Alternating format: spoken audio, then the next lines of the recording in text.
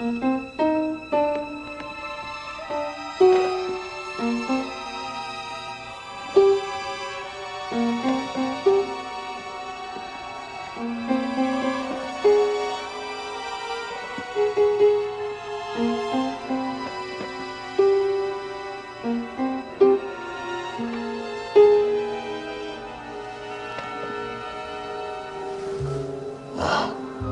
know what I love about the Catholic Church? The candles, costumes, the music, the Mass. They give you a miracle before breakfast every morning. They've got communions, confessions, processions, holidays, holy days, feast days. The smell of incense and the roar of the crowd. Now that's entertainment.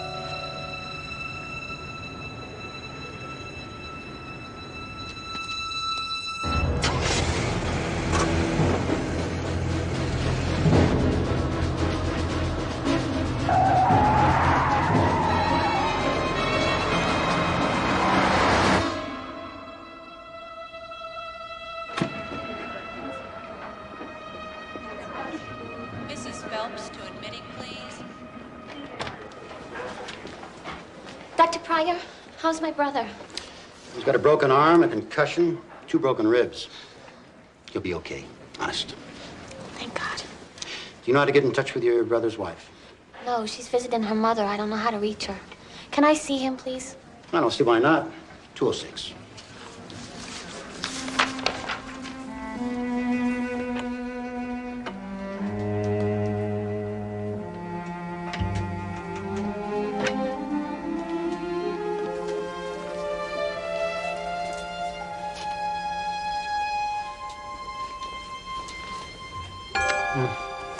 Hey, ugly. Hey, Steve. Did you fall off the curb? Somebody ran a red light and hit you, or what?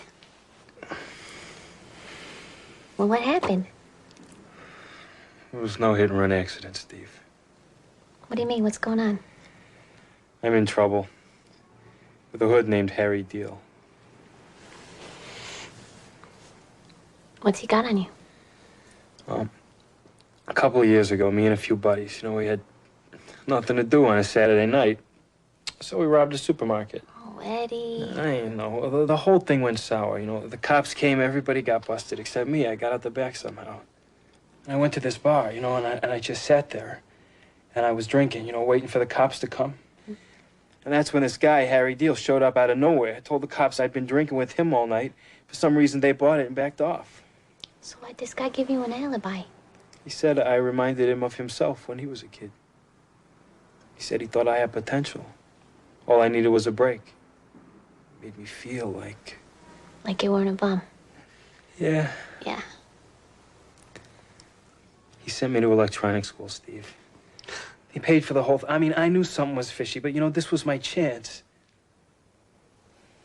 Anyway, I didn't hear from him for a long time. I thought he forgot about me, but he didn't. It's payback time, Steve. He asked me to do a job for him. So what'd you tell him? I told him no. I said, I got a wife. I got a kid on the way. Yeah, you do. So he sent his 2 goons to run me down. He's gonna kill me.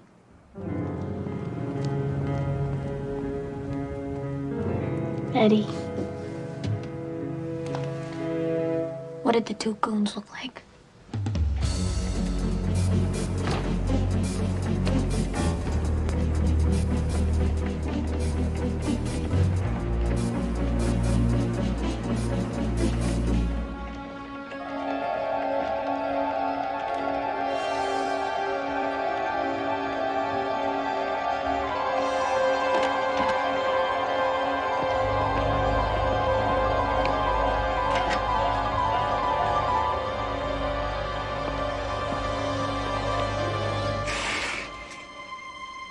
I want to see Harry Deal.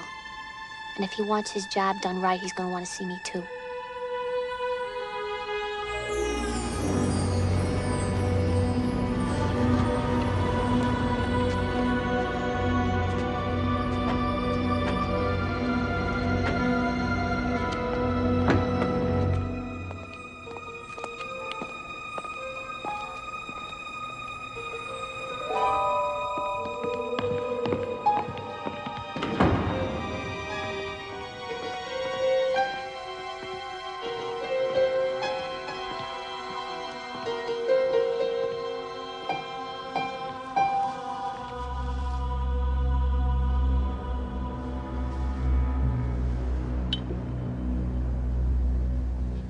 Why would a knockout like you want to wear an outfit like that? Are you Harry Deal?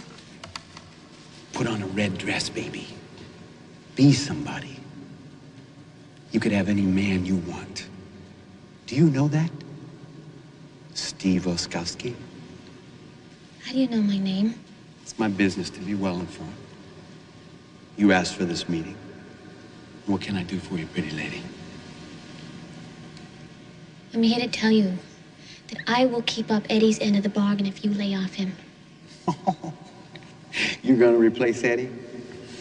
Baby, you're cute. You see, thanks to me, Eddie has certain skills in electronics. And as much as I would enjoy working closely with you, it's Eddie I need. Look, you got a job you need done. I got skills of my own. I can get into places that you can't because I'm a nun. Now, I'll help you. But you gotta cut Eddie loose. No, honey, I can't do that. The people that I do business with would think I've gone soft. Look, it's a trade. It's a trade, all right? Me for Eddie.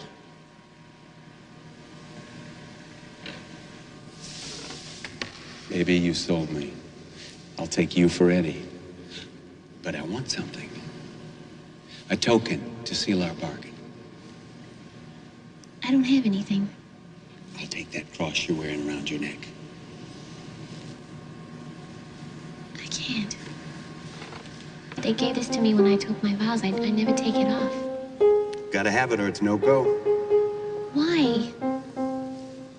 A sign of faith. My kind.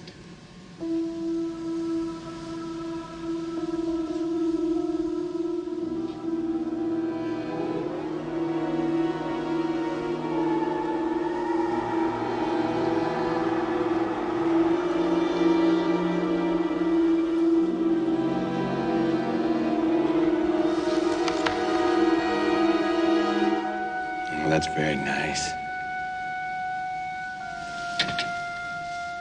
You got a deal. Me.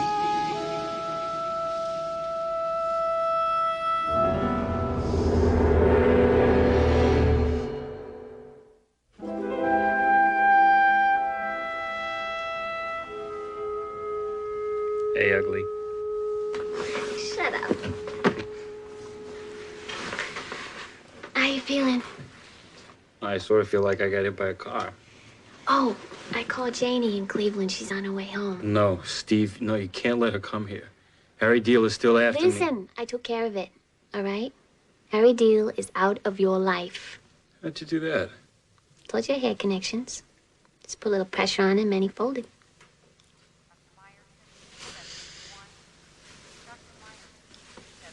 So listen, you take a nap, right?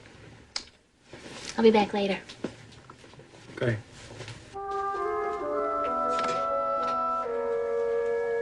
Hey.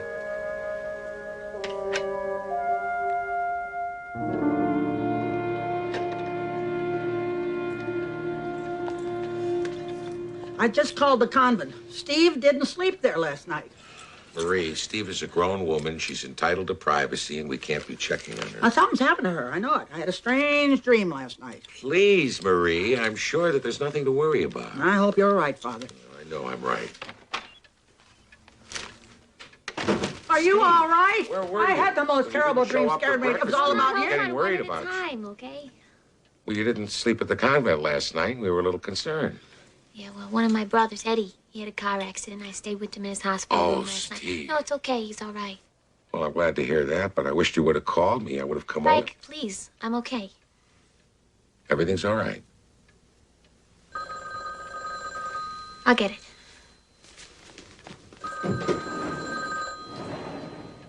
Something's wrong and I don't like it. Hello, friends.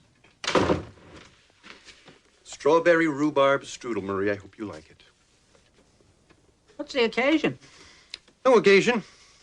I was just thinking of my friends at St. Michael's, and I wanted to bring over a small token of my esteem. Told you there was something wrong. I can't blame Marie for being skeptical. Usually I just drop in and then dash out, totally preoccupied with my petty concerns. But I've decided a friend like you deserves better, Frank. I'm going to spend some quality time with you. Oh, that's very nice of you, Phil, but I've really got a busy schedule today. Please, Frank, I'm trying very hard to be less self-absorbed. It's the only way I can think of to take my mind off my problems. What problems? There's a new priest at the Archdiocese, Father Xavier. He majored in theology and public relations at the American University in Rome. Oh, I'm impressed. So's the bishop. But I've spent a little time with Father Xavier, and he is not the humble young priest the bishop thinks he is. Well, have you pointed this out to His Eminence? Not yet. But believe me, this Father Xavier is ambitious, insensitive, and totally self-serving. Seems to me I know a young priest like that. Marie. I'll get the forks.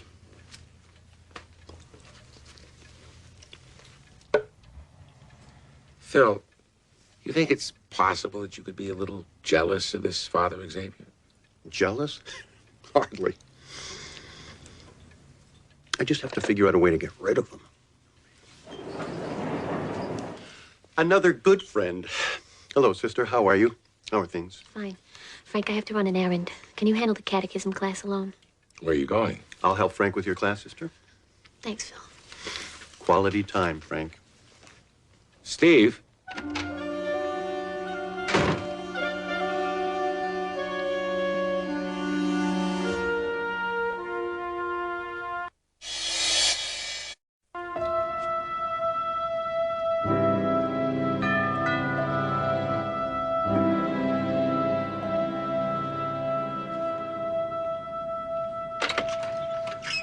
Yes, may I help you? Yes, hello. I'd like to see Mr. Underwood, please. Do you have an appointment, sister? I'd like to talk to him, though. Our parish is having a fundraising drive. Please come in. I'll see if Mr. Underwood is free. Thanks.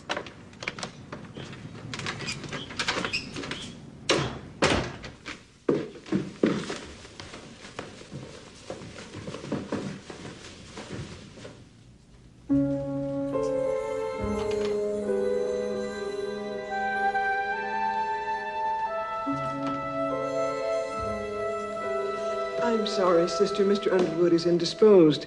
Perhaps you could phone ahead next time. I'll do that. Actually, I wanted to Excuse me, sister. Just put that in the living room, please. To the left. That's it. It's an incredible painting. The Temptation of Christ by Paluzzi. Mr. Underwood purchased it last month in London. I'll tell you a secret. Mr. Underwood is hosting a dinner for the bishop this weekend, and that painting is going to be his surprise gift to the diocese. It's very generous of him. That is a secret. You won't tell, will you, sister? I mean, I can trust you, can't I? Excuse me.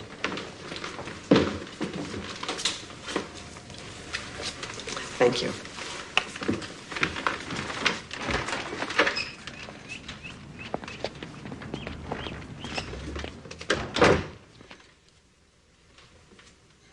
Is there something else that I can help you with, sister? Well, actually, there is. Yeah, you see, I've been trying to get Father Dowling to buy one of these for the rectory, you know, but he just doesn't want to go for it. Does this really work? I mean, how foolproof is it? Oh, it's very effective. Must be complicated to operate, though, huh? No, not really. Would you mind showing me? Yes, I just punch this button, and the system is functional. Anyone opening any window or door in the house will set off an alarm. Like this? Yes, exactly like that, sister. Is there anything else that I can help you with? No, that should do it. I'll see myself out. Thank you.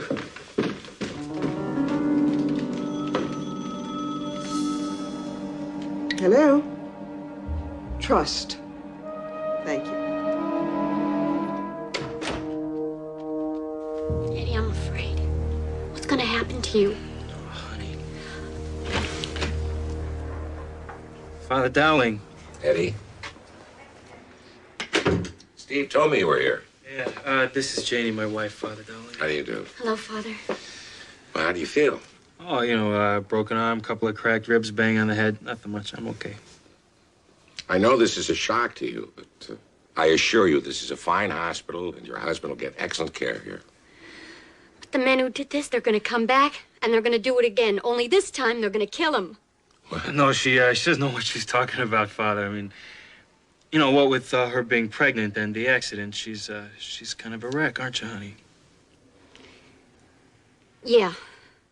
I'm nervous. Well, I give you both my blessing. If I can do anything, just call me. Huh? Yeah, we will. Thank you, Father. Bye-bye. Thank you, Father.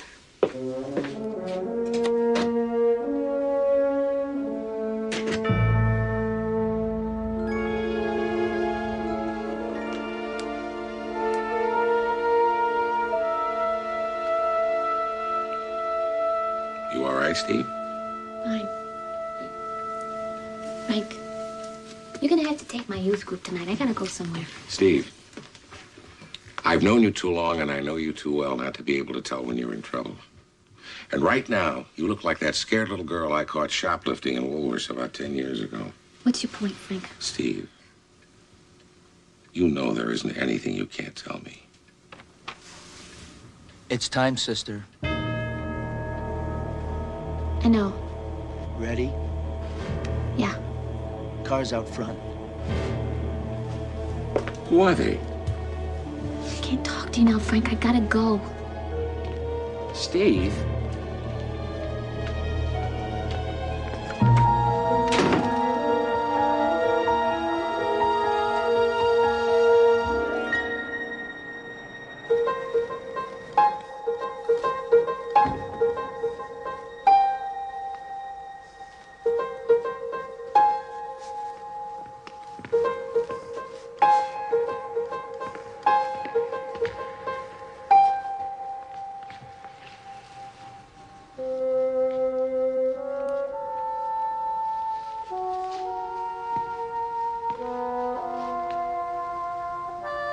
Well, how'd it go?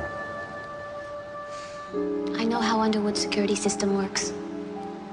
If the alarm goes off accidentally, the security company calls to see if there's a problem. And they ask for a password. And you give it to them. They know it was a mistake. And they ignore it. I know the password. That's my kind of girl. Mr. Underwood's password is trust. That's it. I'm out of here. Steve? We're not finished yet.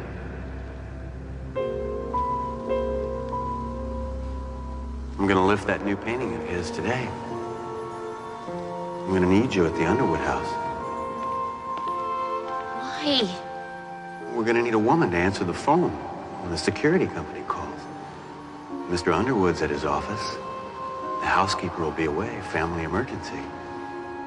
No. No. I've done enough. Sweetheart.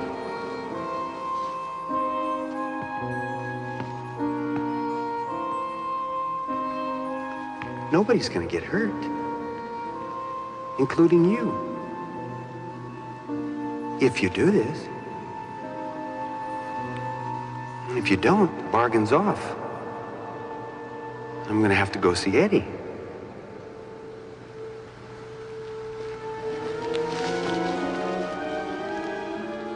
You do want to do this for me, don't you, sweetheart?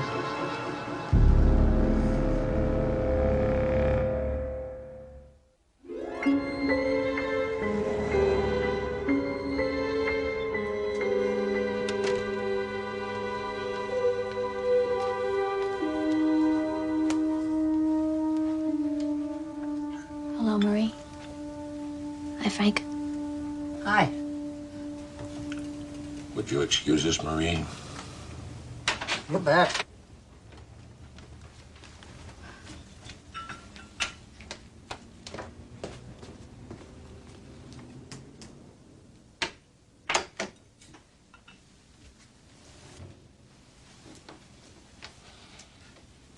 Just what do you think you're doing? I can't tell you. You must. Now, those two new friends of yours are clearly mob types.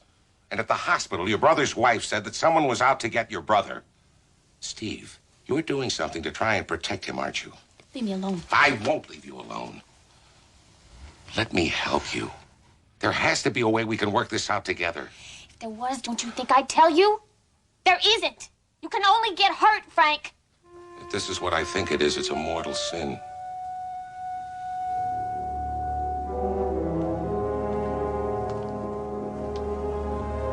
You gonna turn me in? You know I wouldn't do that.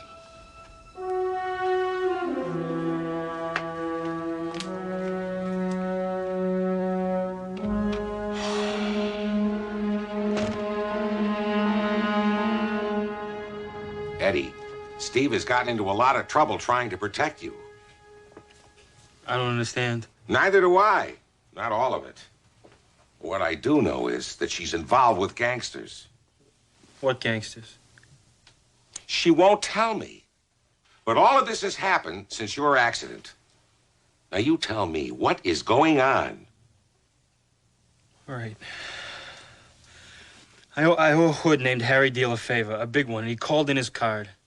I'll bet that Steve struck up some kind of a bargain with Harry Deal.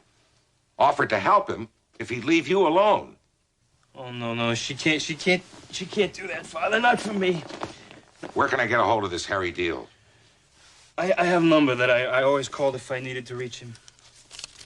Yeah, here. Deal's a very bad guy. He'll hurt her. Not if I can help it.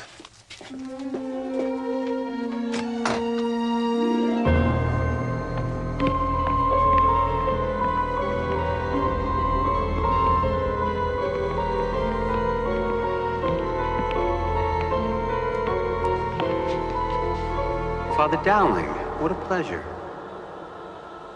Do I know you? Our paths have crossed many times, but we've never met. Ronald, Roland, some refreshments for our guest. I'm warning you, Deal. Keep Steve out of your plans. But I need her, Father. Besides, the girl's crazy about me.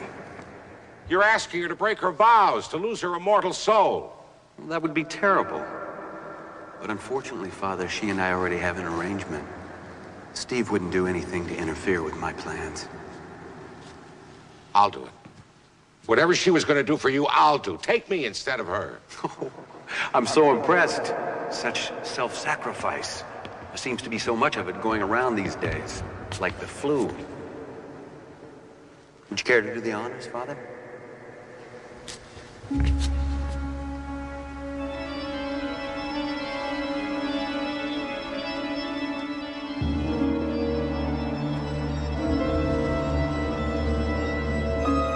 That's blasphemy. Deliberate blasphemy. Don't knock it until you tried it, Father. As far as your noble offer, Padre, I'm afraid it's too late to make a change. The girl is mine.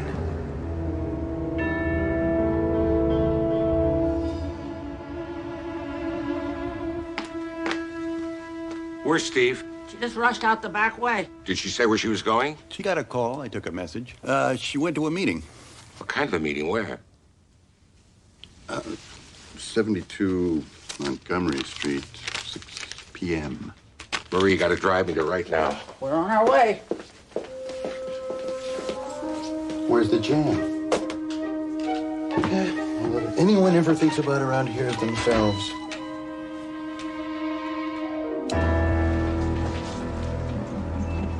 Thanks, Marie.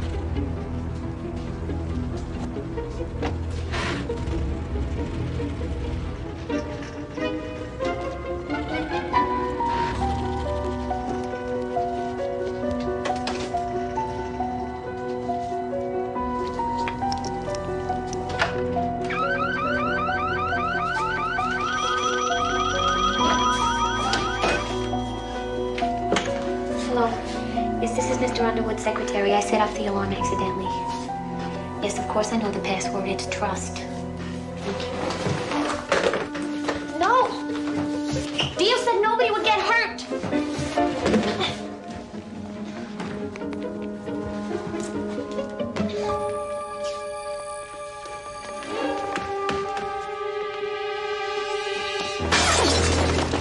Hit the alarm and run like hell!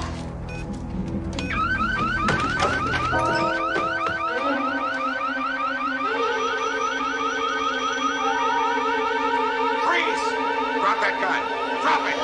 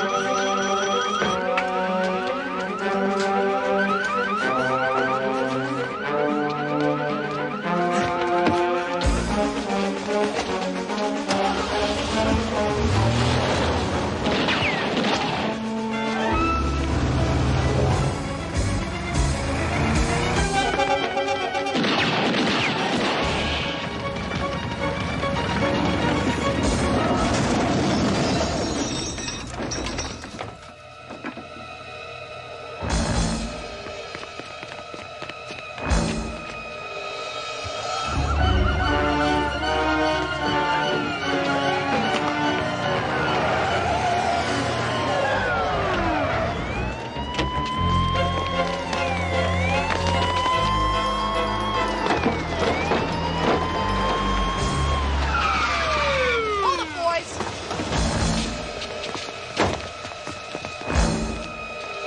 Cuff them and read them their rights. You have the right to remain silent.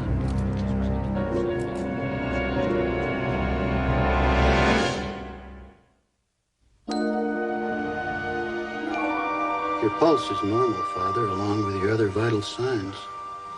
However, you do have a mild concussion. We'd like to keep you overnight. This concussion, it's not serious.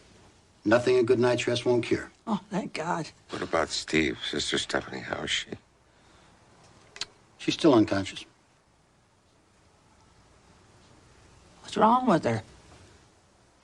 Well, at this point, we're not certain. We did a CAT scan, but nothing significant showed up. Can't you do something? For the moment, we just have to wait until she regains consciousness. Dr. Pryor, is there any possibility she won't? All we can do, Father, is hope for the best.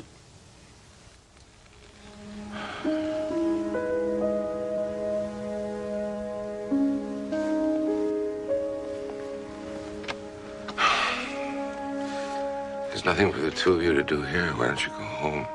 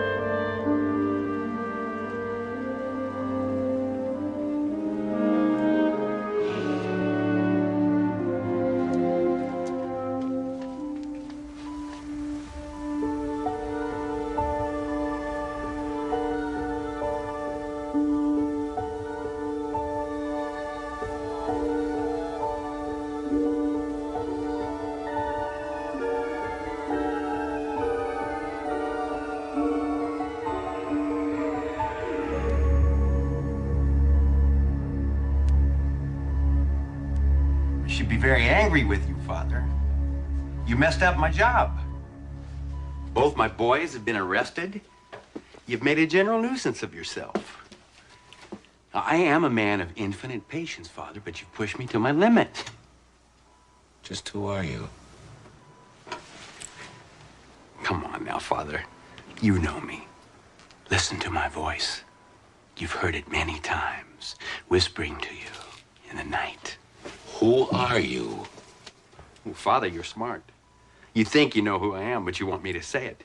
You know it wouldn't be to my advantage to identify myself. In God's name, tell me who you are.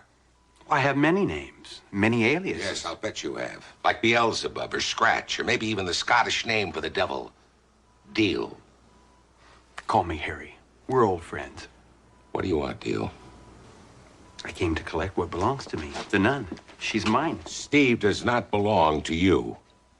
Oh, but she does. She made a bargain. She broke it. I must collect. It's in the rules. I challenge your right to her. On what basis? That every American is entitled to a fair trial. You got a lot of nerve, I'll give you that.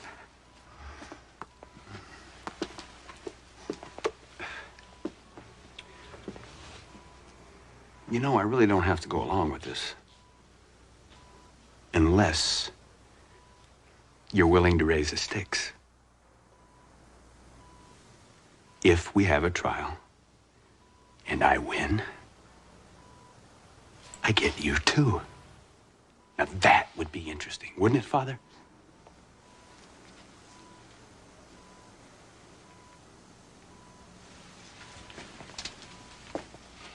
I agree to your terms. But Steve must have a jury of her peers. You got yourself a deal. Look at this. What a waste of talent. Let's get on with it, Deal. What's the matter, in a hurry to lose? Showtime, Father.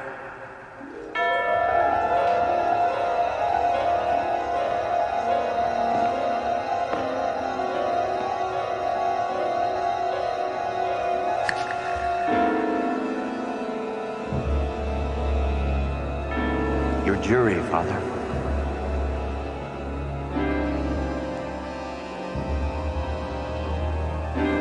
Billy the Kid,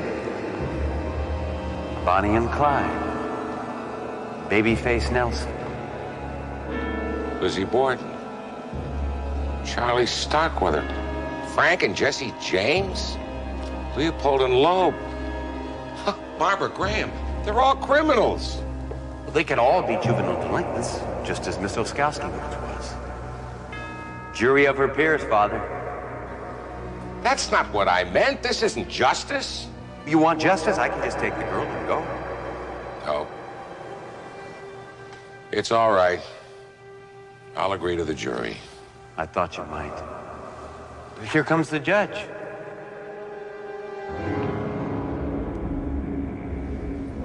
But that's Judge Roy Bean, the hanging judge. Old friend of mine.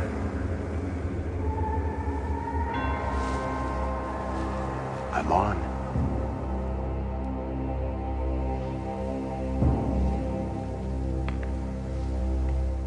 Your Honor, ladies and gentlemen of the jury, this young woman, Miss Stephanie Oskowski, came to see me. She asked me to help her. I made her the usual offer, standard contract, quid pro quo.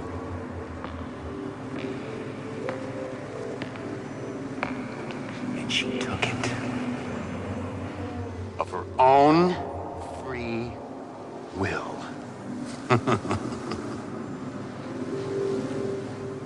I kept up my part of the bargain. I always do. But she didn't. She broke her word. Stephanie Oskowski double-crossed me! I want what belongs to me. She made the same deal that each of you made for the same price. that each of you paid, without exception. Now I ask you, ladies and gentlemen of the jury, why should Stephanie Oskowski go free? Thank you.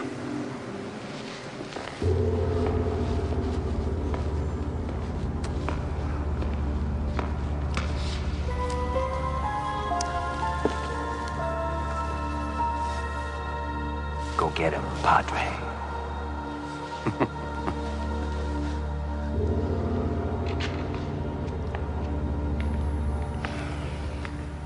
Your Honor.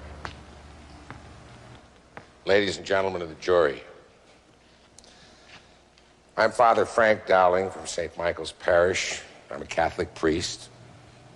And at the moment, I'm defending Stephanie Oskowski, who's a Catholic nun, of her own free will. But I'm not here as a priest defending a nun. I'm here is a man defending a young woman whose soul is so pure and whose heart is so loving. But loving hearts, rare as they are not confined to one religion. Now, Harry Deal is right. Steve, Sister Stephanie, did come to him, did ask him for help, and did make a bargain. And Harry Deal, that infinite evil, demanded from her what he got from you. Her soul, in return for a favor which she offered gladly. Of her own free will. But not for herself. It was for her brother, Eddie. It was Eddie who made a deal with the devil. Eddie, who in a weak moment gave in to temptation and traded his soul for personal gain. But Eddie came to regret what he had done, as I'm sure all of you have. And Eddie, who made the same bargain that you made, cried out to his sister for help. She didn't hesitate. She told Eddie she loved him. She told him she would help him. So she went to Harry Deal and offered herself in place of her brother. Greater love hath no man than that he lay down his life for his brother. But she not only offered her life, she offered her soul. What Stephanie Oskowski has done, ladies and gentlemen, is the ultimate act of love, the ultimate act of selfless charity. And that should be rewarded, not punished.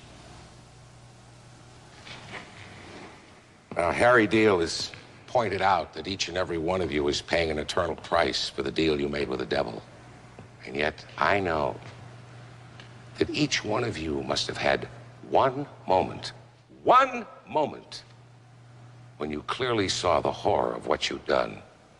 One moment when you longed to cry out for help, as Eddie did. Only for you, there wasn't anyone there. If each one of you had had someone who loved you, someone who forgave you, no matter what your sins, wouldn't your lives have taken a different course? Wouldn't that love have given you the strength to turn your back on the devil? And if that someone were Sister Stephanie, she wouldn't look upon you with fear or disapproval. With all her heart, she would want to help you. With all her heart, she would pray for you. This is your chance to do for someone what no one ever did for you. You must free her. You must.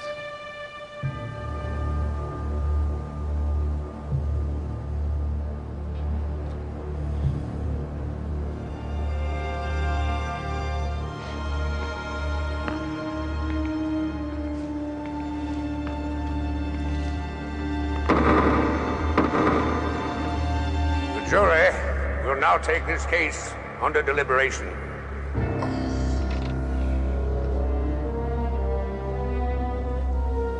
Has the jury reached a decision? Yes, we have, Your Honor. We find the defendant, Stephanie.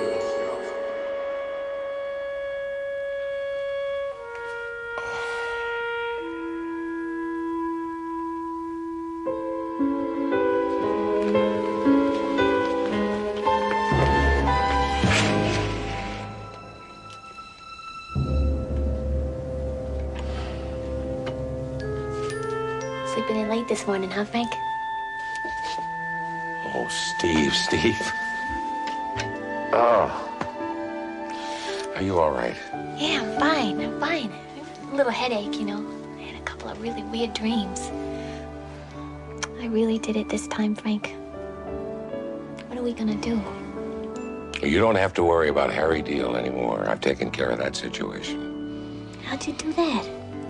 Well, I made him an offer he couldn't refuse.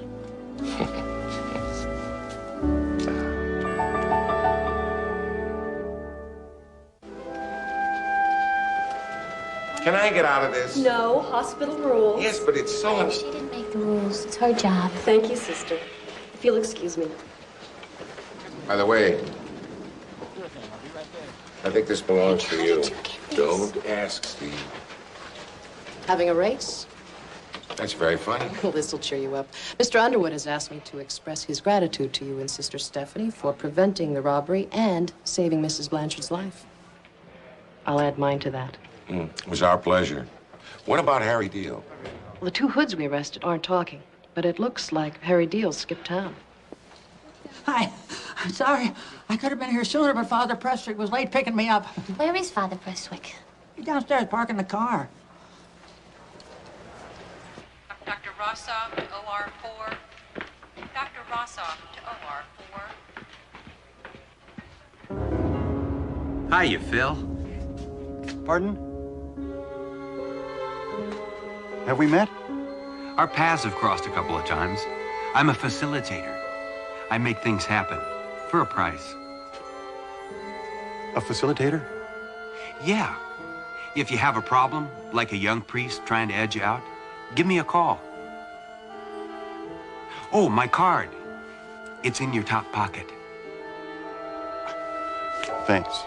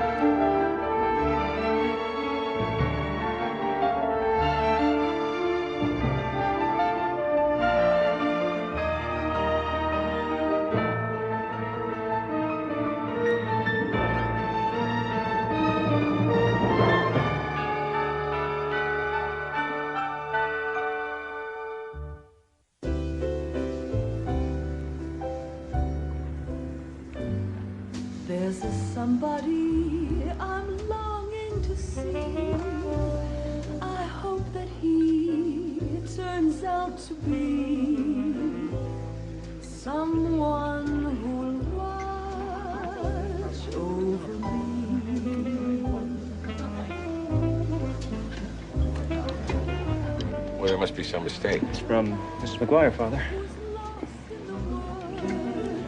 I know I could always be good to one who'll watch over me. though he may not be the man some girls think of. Hey, Jillian says we're here for a celebration. Your friend has a lovely voice, Steve. Yeah. Everyone in the neighborhood thought that she could have been a big star. What happened? Well, she's really close to a recording contract. She had bookings everywhere in San Francisco and Lake Tahoe. And a few years ago, she met a guy. Love at first sight. Ever since we were kids, when Jillian falls for a guy, she breaks pavement, you know? Unfortunately, he was married at the time. Uh-oh. His wife died a couple years ago. Is he planning on marrying Jillian? Good question.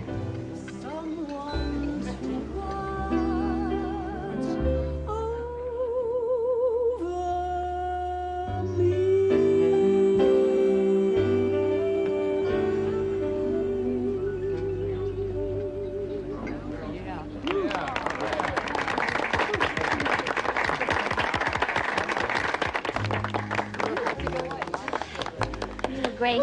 Steve, it's so good that you're here. You too, Father. Well, what are friends for? You look so beautiful. Excuse me, Sister Stephanie? Jillian's told me so much about you, I feel as though we're already friends. And you must be Father Dowling. I'm Daniel Trask. Daniel Trask? The hotel and airline Daniel Trask? I'm afraid so, yes. Steve, Daniel's asked me to marry him. Oh, that's so great, Julie. That's wonderful. I'm so happy for you. Congratulations. Oh, thank you. We want an intimate wedding away from the press, and Jillian was hoping that you might perform the service. I'd be delighted. Excellent. Excuse me, could I borrow my fiancé? Yeah, okay. Yeah. Congratulations, Julie. So great.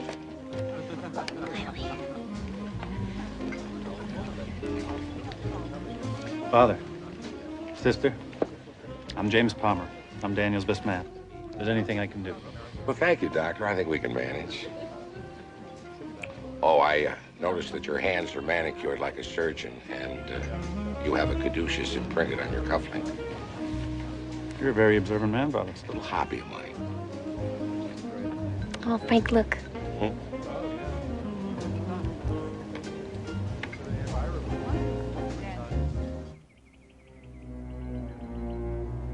Listen to me, Daniel. There's a limit to how much debt your banks will cover. Now, they know you're over-leveraged. Frankly, if they knew how badly, they wouldn't give you 5 more minutes, let alone 5 months. Appreciate your efforts, Ed. I'll keep you apprised. Serious this time, isn't it, Daniel? It's beginning to look that way, isn't it? What are you gonna do? I don't know. Fact is, I'm tapped out.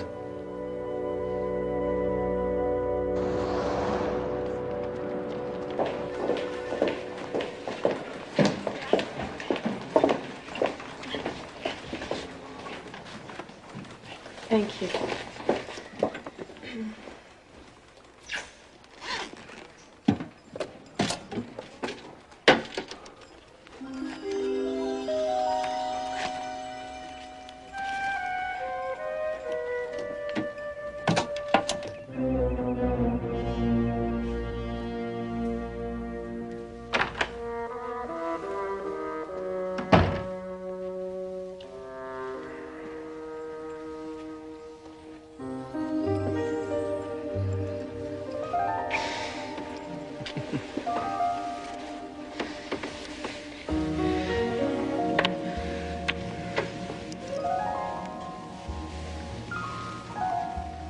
I knew I could count on you.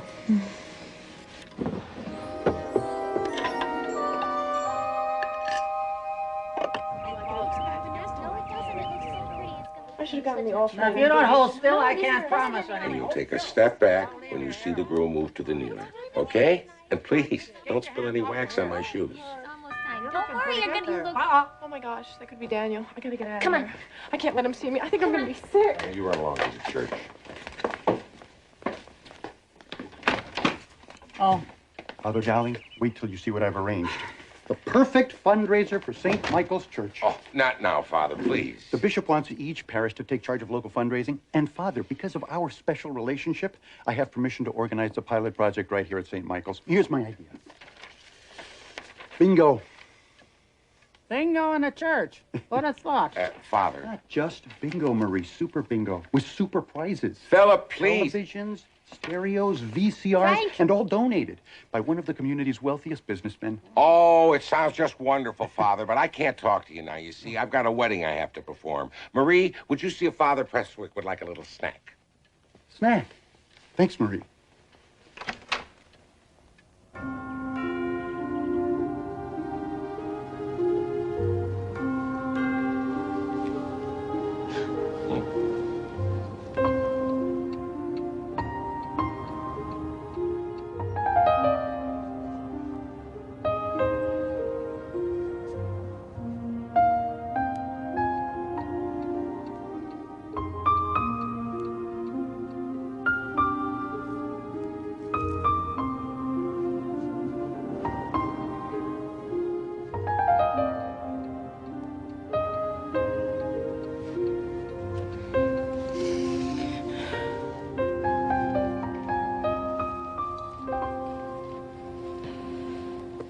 Children, put out the candles.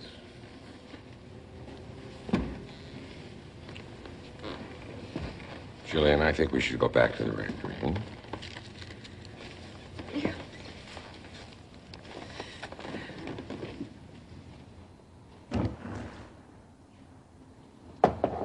Jillian? Jim, what happened? Where's Daniel? This morning we were up north and the damn truck lost the wheel. Daniel wanted to fix it. Where is he? Daniel had a heart attack. And I did everything I could but the nearest town. Where's Daniel? I'm sorry.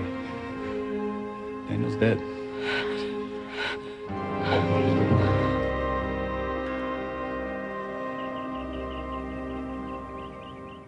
In light of certain recent financial reversals, the bulk of Mr. Trask's estate, which according to the terms of his will would have been inherited by Miss McGuire, his long-term companion, instead has been forced into receivership.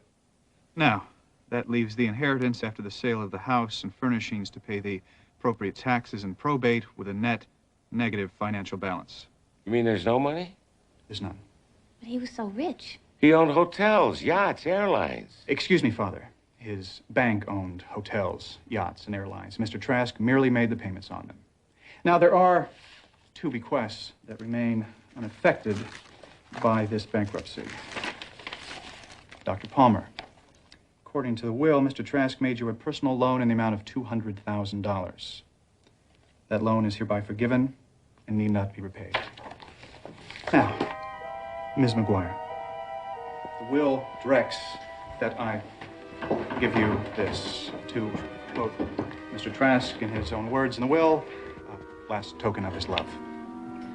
Excuse me. Jillian, if there's anything I can do.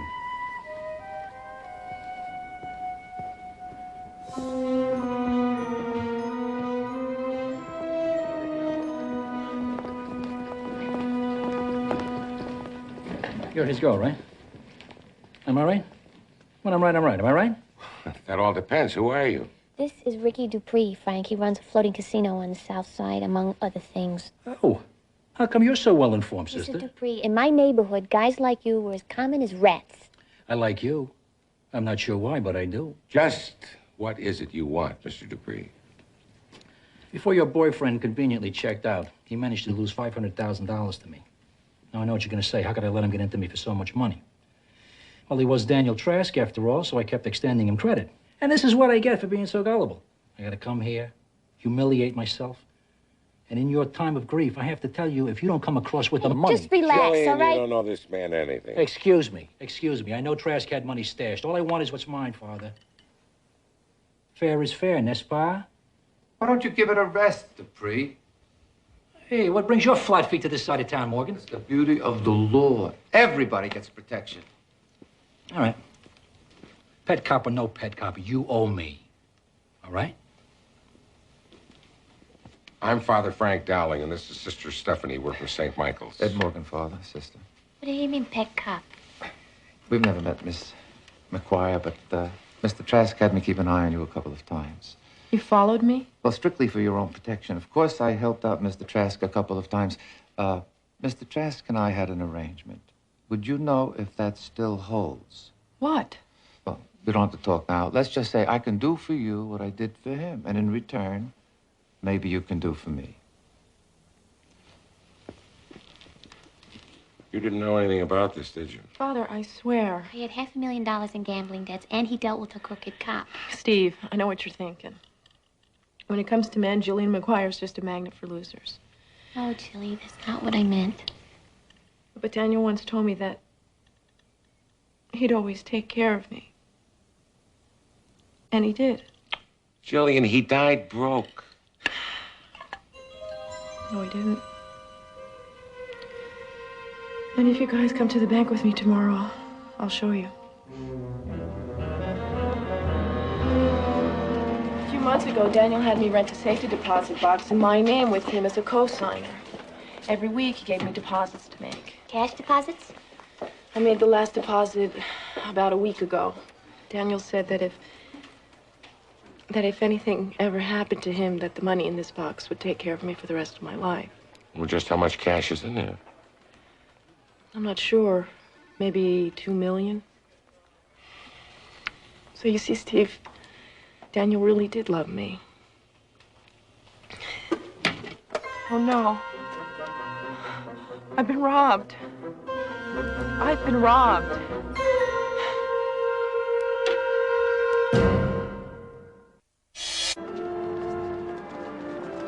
Thank you. Your safe deposit box was checked out this morning at 10:45 and returned at 10:50. Well, that means whoever took the money must have done it just before we got here. But Daniel and I were the only ones authorized to open that box. Jillian, this is the sign-out card you just used. You'll notice that yours is the only signature on this side of the card. Now look at the bottom signature on the other side, made almost a half hour ago. I don't understand. Daniel Trask. Frank, the signature at the bottom and the one on the top there. I noticed that myself, Steve. They're close enough to pass a superficial inspection, but they really don't quite match. And the bank officer said a man signed that card, Daniel Trask. Since she's never seen Daniel by sight, she went by the signature and the fact that he had a key. A key? How could he have a key? Jillian, every safe deposit box has at least 3 keys, 2 for the customer, 1 for the bank. And when you open that little onyx box that Mr. Olson gave you, we all saw that there was only 1 key. Steve, what's going on? I don't know, Chili. We're gonna find out. Let's get you home. I'll arrange for Daniel's funeral. There won't be a funeral. Dr. Palmer took care of everything last night. Daniel was cremated this morning.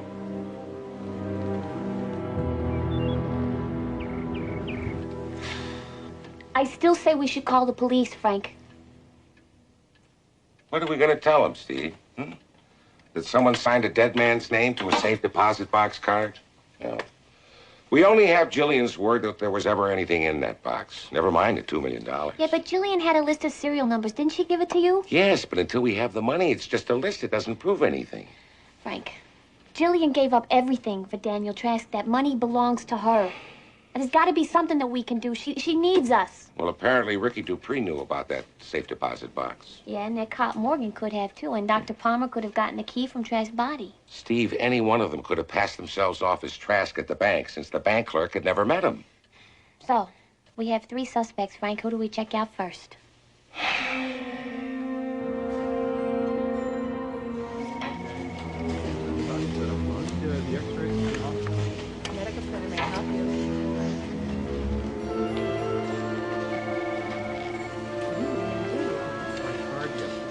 Palmer's appointment book.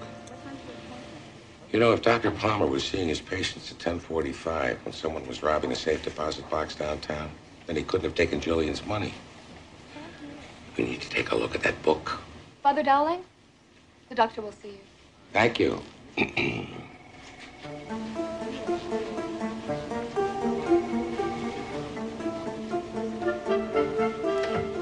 there something I can help you with, sister? Yeah, insurance forms. So what seems to be the trouble, Father? Well, it's just the usual aches and pains that you get at my age. And Sister Stephanie thought it might be a good idea to come and see you. Lucky I had a cancellation this afternoon. Oh, you sure are busy, Doctor. I was amazed to find out that you were able to take the time to go up north the other day with Daniel. I needed Daniel's opinion on a piece of property. You and Mr. Trask were very close, weren't you? Since college. Of course, you knew about his heart condition. Of course. Congenital weakness of the aorta. Odd that he never told Jillian. All the time they spent together, she says he never said one word about it. Well, Daniel didn't like admitting any kind of weakness. Naturally, I couldn't tell her about it myself. Naturally. Forgive me for asking, Doctor, but if you were in so much debt to Mr. Trask, why was he helping you buy property? I'm not sure that's any of your business. I'm not sure it is either. Actually, the property was undervalued. He was going to have Daniel co-sign the note to the lender, then resell the property and pay him back. Daniel was my best friend's father. Nothing can make up for his loss. So you run this whole office all by yourself, huh? You know, I'll check on that later. Must take a lot of work. No, all it takes is a little organization, sister. I wish I could get organized. You know, Father Dowling's always running around. I can never keep track of him. So how do you do it? How do you keep track of checkups and reminders to patients, that kind of thing? Well, we use 2 appointment books. Oh, no kidding. Can I see? Yeah, sure. Yeah, see, this one's for reminders. Uh-huh. And then this one is for the actual appointments? Right. Yeah, look at that. Well, that's great. Thank you. Thanks. I'm gonna have to get one of these. Well, Father, with a little calorie counting, you don't have a thing to worry about. By the way, when you arranged for his cremation, what did you do with Daniel's personal belongings? What do you mean? Well, did you happen to find a key in his clothing? A safe deposit box key? If I did, I gave it to Jillian along with the rest of Daniel's things. Keep an eye on him, sister.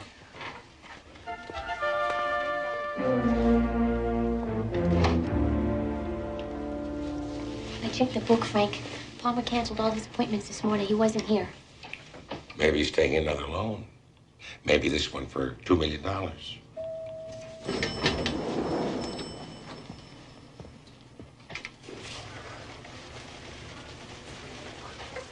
Get rid of this.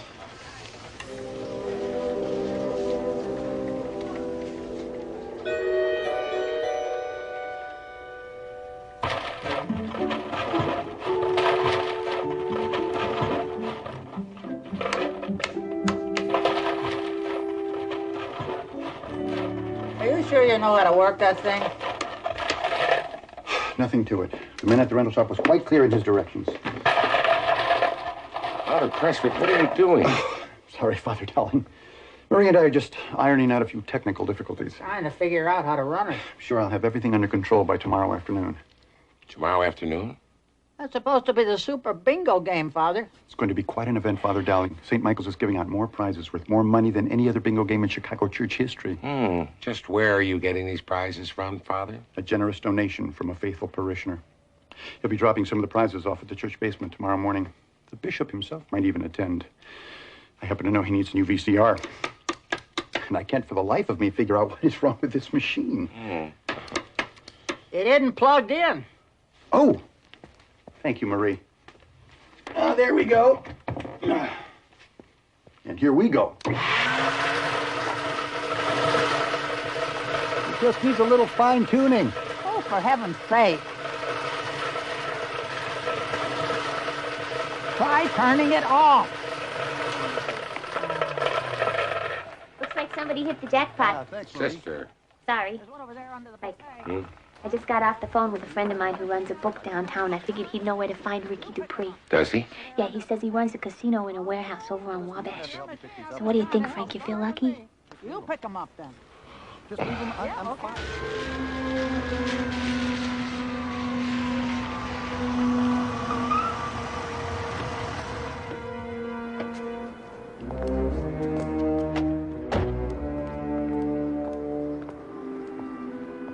Won't they think it a little odd that we're here? Doesn't matter what they think, Frank. Besides, they don't care whose money they take. Yeah.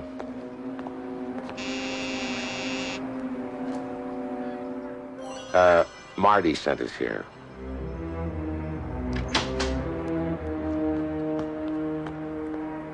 Place your bet. If Ricky Dupree stole $2 million from Jillian's safe deposit box, he's certainly in the right business to launder her money. Ricky's probably got the money in his safe, Frank. And all that means is that you got to win enough so that Ricky's got to pay you out of his safe. And we'll check the serial numbers, and if they match, then he's the thief. I don't know about this gambling, Steve. But, Frank, it's not gambling. It's a sure thing. See, my Uncle Henry taught me how to wire a magnet to rig a roulette wheel when I was 9 years old.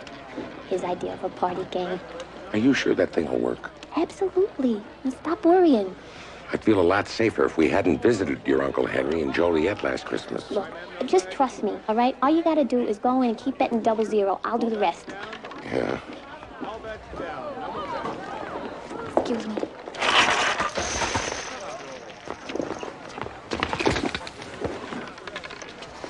Sorry, sister. You sure you should be here? Yeah. Are you? Winner. And it's 33 black.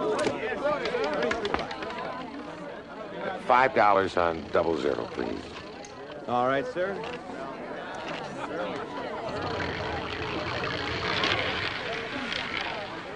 Frank! Oh. Yeah, but the thing I didn't get a chance to put. 00 wins. Payoff 35-1. Place your bets. Frank! Again. No more bets. 00 wins again. Place your bets. Yeah. You better get out here. There's a guy taking down the place at the roulette wheel. What? All right.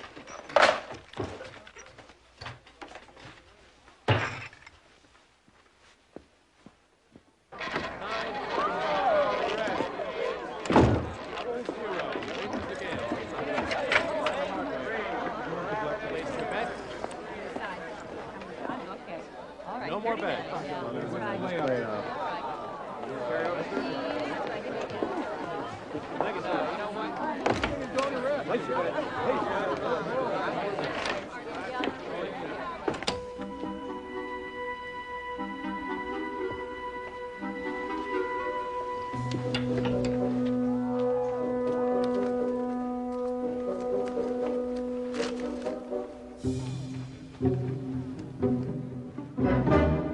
Let it ride.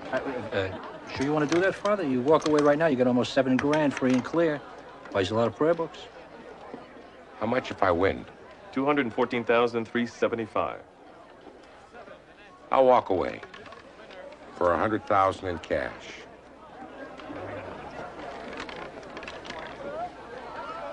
Spin it.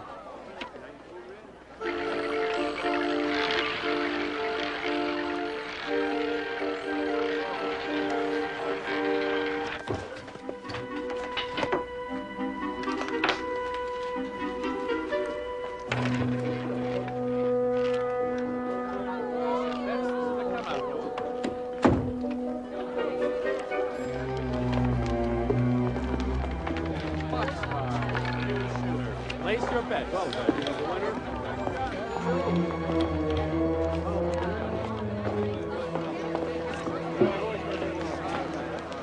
What happened? I lost $5. No, Frank. I mean, look on the bright side. Since the serial numbers don't match, at least we know that Dupree doesn't have Jillian's $2 million. We can take him off the list. Yeah, but that still leaves Dr. Palmer and Lieutenant Morgan.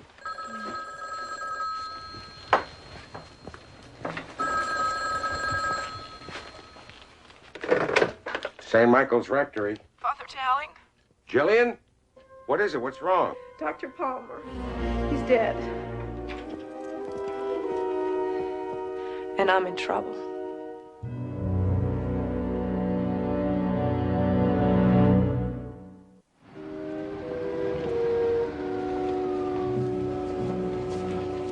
Hey, Kevin.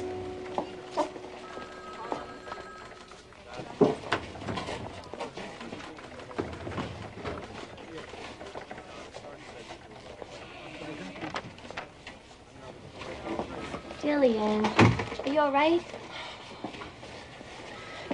They've accused me of killing Dr. Palmer. Well, you're still entitled to bail, and you're innocent until proven guilty. Yeah, we're gonna help you. Right, Frank? Of course we are. Look, I'll be along in a minute. Coffee? You want to know what we've got? If it doesn't compromise your case. Father, my case is open and shut. Palmer's lying dead with a knife in his heart. Jillian's on the scene. That's your means and opportunity. Daniel Trask's fortune is your motive. Oh, come on, Lieutenant. You don't believe that. Jillian McGuire is a decent girl. And Trask wasn't the rich man everyone thought. Yeah, it must have been quite a shock to both of them. Both of them? Jillian and Palmer. They're both in Trask's will, and together they planned Trask's murder. Palmer takes him out into the boonies, kills him, cremates the body to avoid an autopsy. Then they can settle back and share the Trask fortune. When, surprise, surprise, no fortune. Just $2 million cash that Jillian says was in the safe deposit box. And Palmer gets greedy and grabs the cash. We found the deposit box key on him. And Jillian goes to get her share, and they argue. The rest is history. What's the matter, Father? Too bitter for your taste?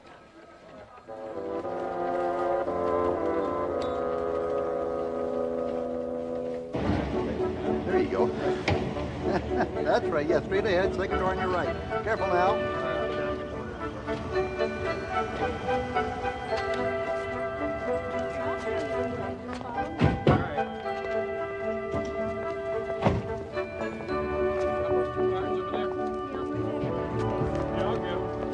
Marie, what is all this? The prizes for Father Prestwick's Super Bingo game. Oh.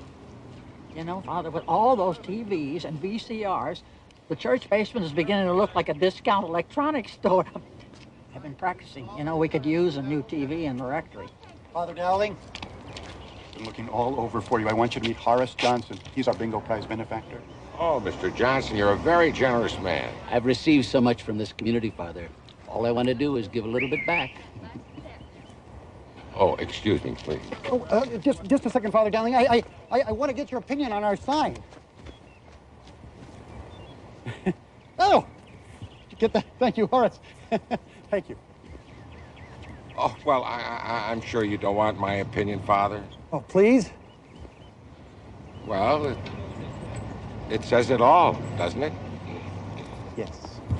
Yes, it does. Frank, listen to this. Tell Father Frank what you just told me. Last night, while I was getting ready for bed, somebody called. It was a woman. Did you recognize the voice? No.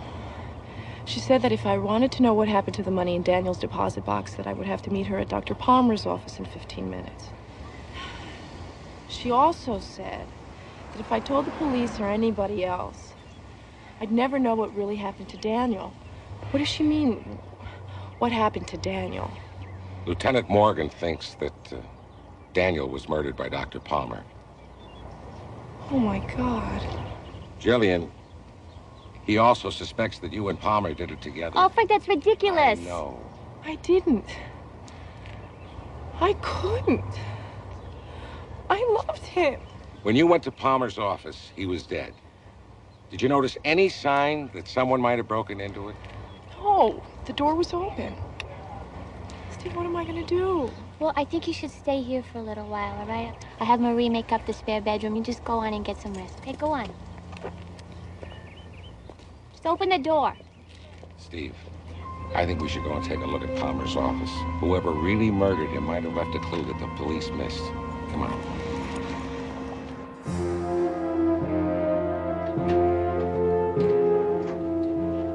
Somebody broke the police tape.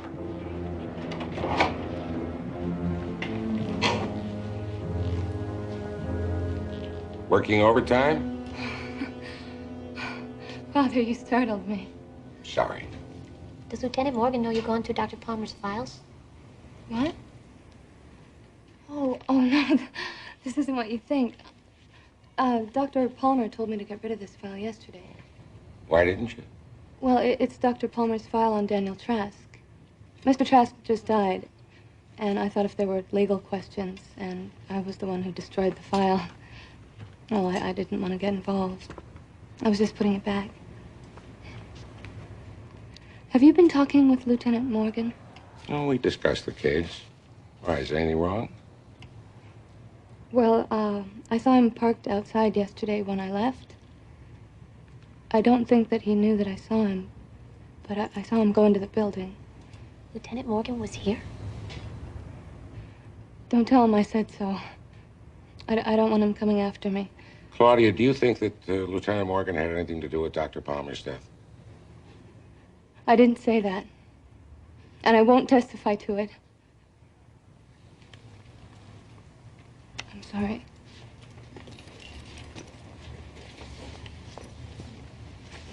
Mike, she thinks that Morgan killed Palmer. Well, sure. I mean, Morgan and Daniel Trask had some kind of business deal, right? Somehow Morgan got a hold of Trask's safety deposit box key. Then Trask dies. Morgan goes in, clears out the box.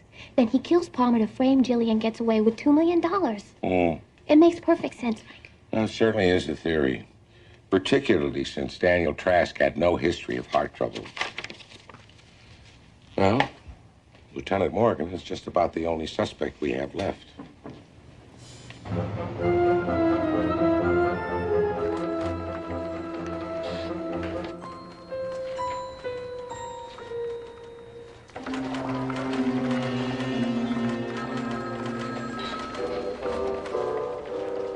Lieutenant, there's still something that is bothering me about Dr. Palmer's death. Father, I got 10 minutes before I go off duty. Can this wait till tomorrow? Oh, well, I thought police were like priests. None of us are ever really off duty. Okay, what do you want to know? Well, first of all, how did you manage to arrive at the scene only a few minutes after Palmer's death? Before your friend could get away? I'd love to be able to tell you. It was a combination of great instinct and brilliant police work. The truth is, I got an anonymous tip. From a woman? No, a man. Disguised voice. Well, doesn't that strike you as a bit odd? Sure, but everything about police work is odd. The point is, we've got Jillian McGuire for Palmer's murder, and we can make it stick. Father, would you? Well, just tell me this, then. What were you doing yesterday afternoon outside of Palmer's office? What are you talking about? I wasn't anywhere near Palmer's office yesterday afternoon. The door, Father. Huh?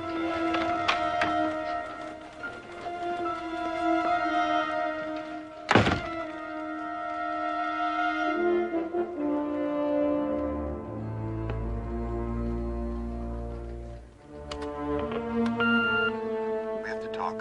This isn't going the way we planned. Now some of the others want out. Bring the paperwork and we'll meet at my place.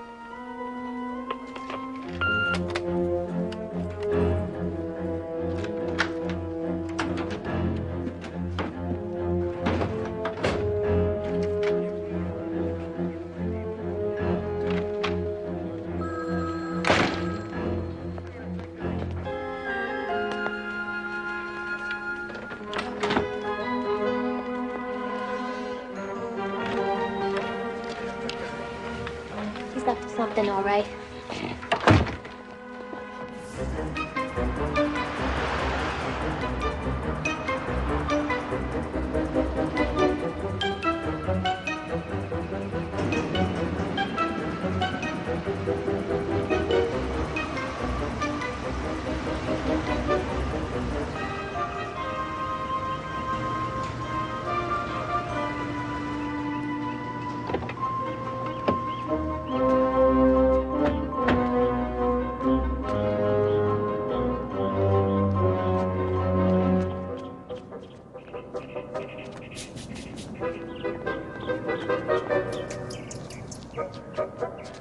Come on.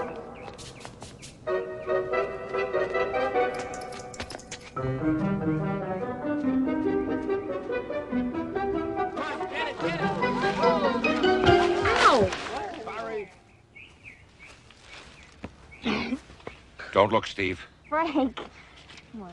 You don't have to snoop around, Father. We have nothing to hide.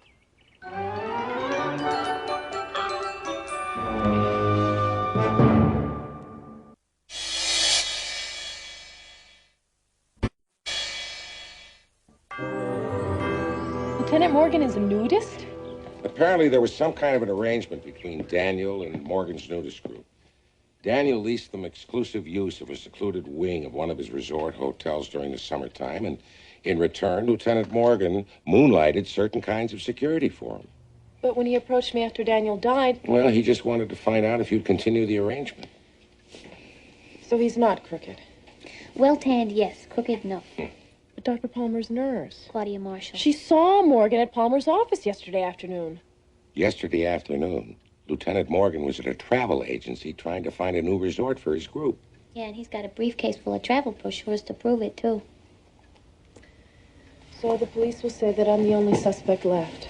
You don't really think I did it, do you, Father? Jillian, the only crime you ever committed was giving your trust to men who didn't deserve it. Your only victim was yourself.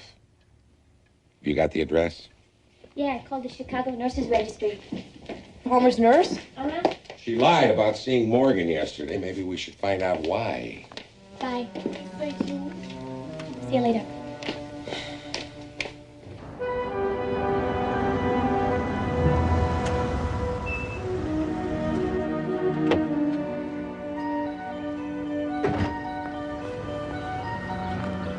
Claudia's at 7050 Foster, apartment number 24. That should be in this block.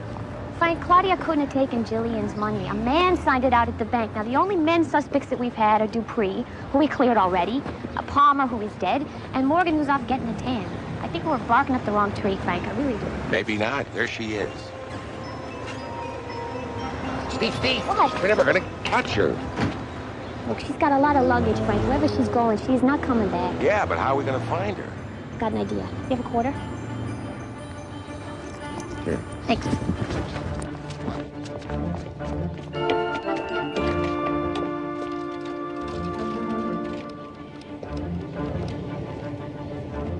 Hello, Luke Taxi?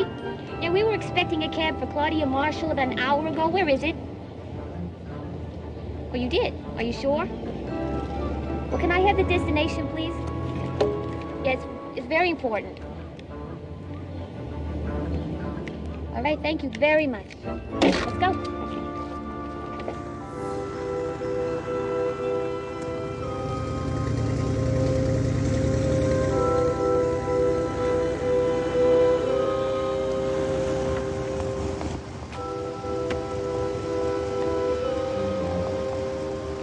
That suitcase looks like the perfect size to carry $2 million, wouldn't you say, Frank? I would say you're right on the money.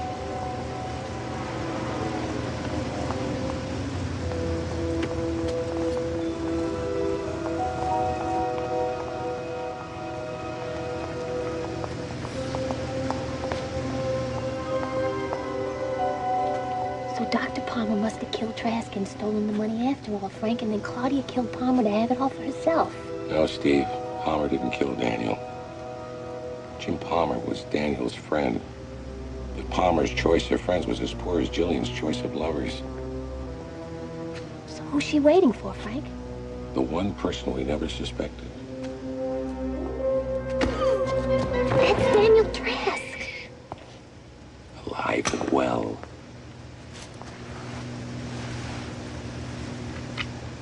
You brought the money? It's in the plane, darling. I knew I could count on you.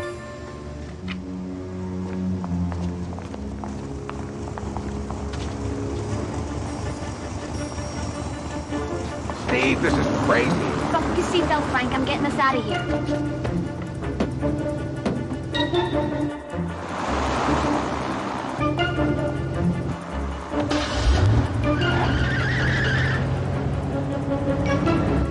Do you see him, Frank? What's he doing?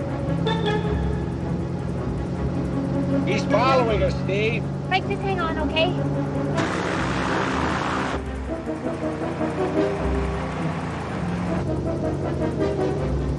He's gaining on us, Steve. Hang on.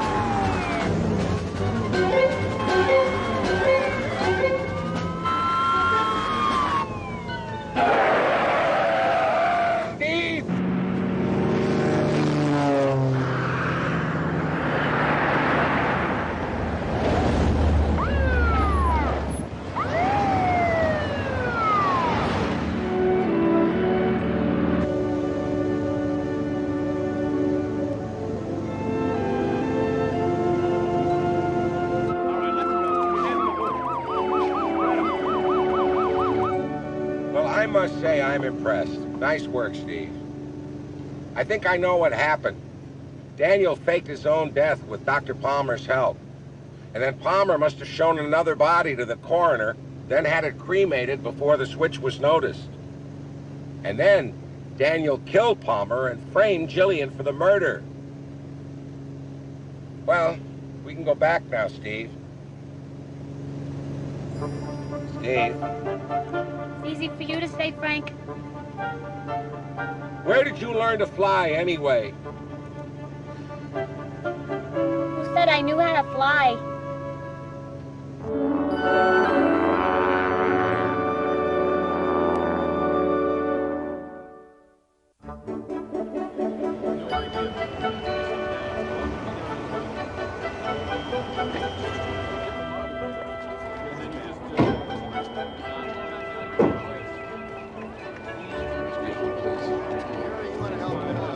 Marie, what happened? Well, Father Prestwick almost got himself arrested. Arrested? For what? Receiving stolen goods, Father. Me, Horace Johnson, a.k.a. F. Price Harry. Highest volume dealer in hot goods this side of Detroit. He's a fence. Got that right.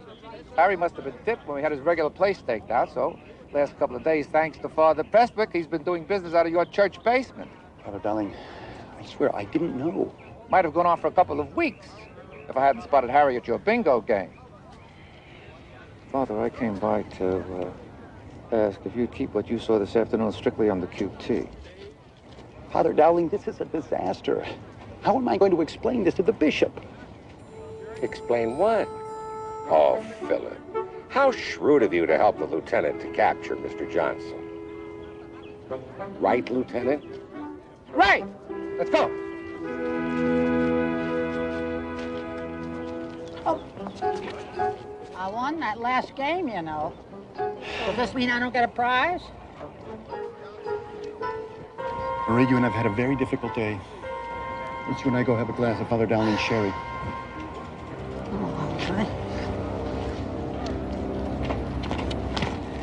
Steve told me about Daniel. I was really set up last night. Well, he set everyone up, Julie. Yeah. But I trusted him. Won't let that happen anymore. Jillian, give your trust to the people you know and get to know the people you trust. That's nice. Yeah, who said that? That's the Nudist Association's motto. Frank. Well, if it isn't, it should be.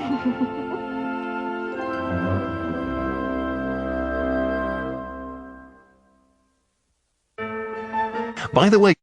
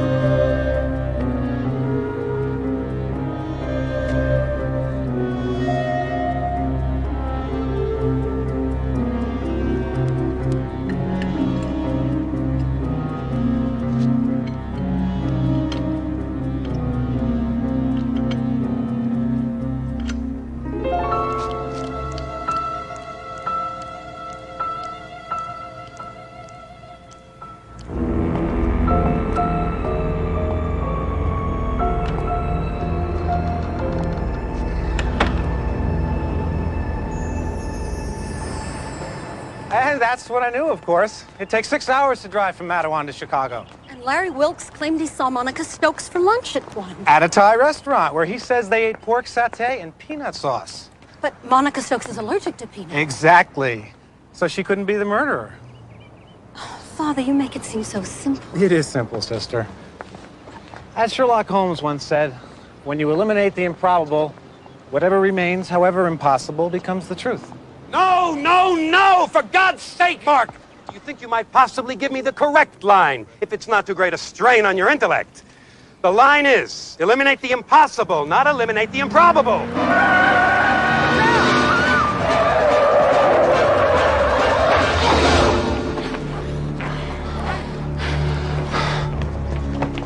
Are you all right? Yeah, I'm fine. How about you, Mr. Prince? Yeah, I'm okay. Where's the writer? Cahill! Not now, Sandra. I have to know, Brian. What are we dealing with here? Is this a deliberate plot to drive me crazy or just plain incompetence? Cameron, I know you're upset. Upset? Shooting this pilot on location has been nothing but one disaster after another. Can't you change this dialogue so our actor can understand it? It has to go that way. It's part of the plot. All right, never mind. Armstrong! I want that idiot driver of yours off my set now. This minute! It wasn't Lou's fault, Mr. Prince. The brake pedal had froze. I don't care!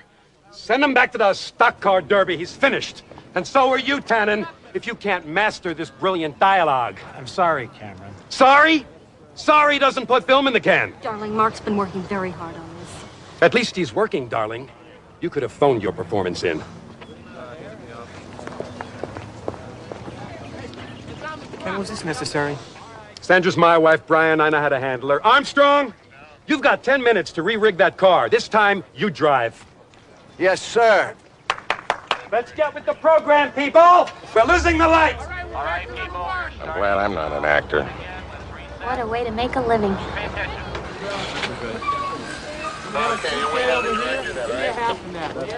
Bill, I don't know how you talked me into letting these people film this TV pilot here at St. Michael's. $10,000 for a new parish bus, right? Yes, don't forget the old one broke down 5 times last month. Not to mention the morning it got stuck in reverse and backed into Mrs. Durgee's mailbox. And besides, to have a television series named Father Flaherty Investigates, that's wonderful promotion for the church.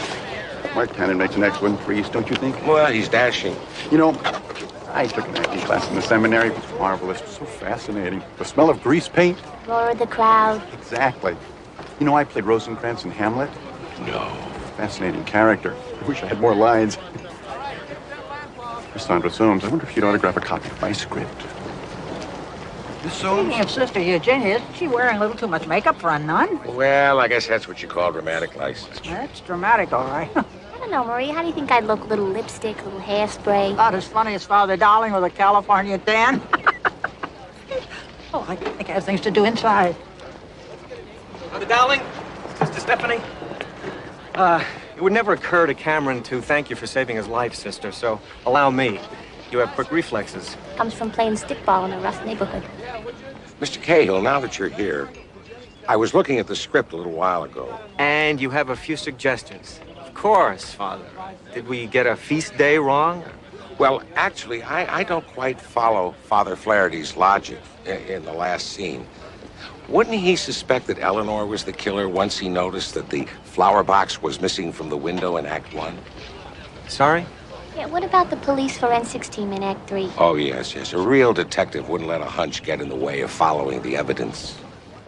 We already have a police expert, Father. You, trying to do my job again, Frank? Bob. How are you? Lieutenant Foster is our technical advisor, Father. Oh, well, you know each other. Oh, yeah. Father Dowling and I go back a long way. As a matter of fact, he and I one time shared a high school gym locker. Even then, he had a very nasty habit of stuffing his socks in my sneakers. You, already told him about the forensic team. Oh, yeah. That was the second thing I noticed. Right after the mix-up over St. Swithin's Day. St. Swithin's? I gotcha. You play in your yard, Frank. I'll play in mine. Tannen, what is the problem? I thought you were an actor, but you're an incompetent idiot. Do your homework. Learn the lines.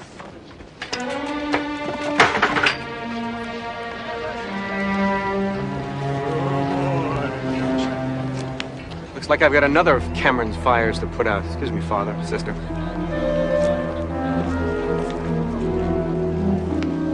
Well, Frank, that's entertainment. Excuse me, Father, and I hope I'm not bothering you, but I was wondering if I could use a phone. Why not, Mr. Armstrong? Come in. You sure I'm not bothering you? Nothing bothers me. The phone's right over there.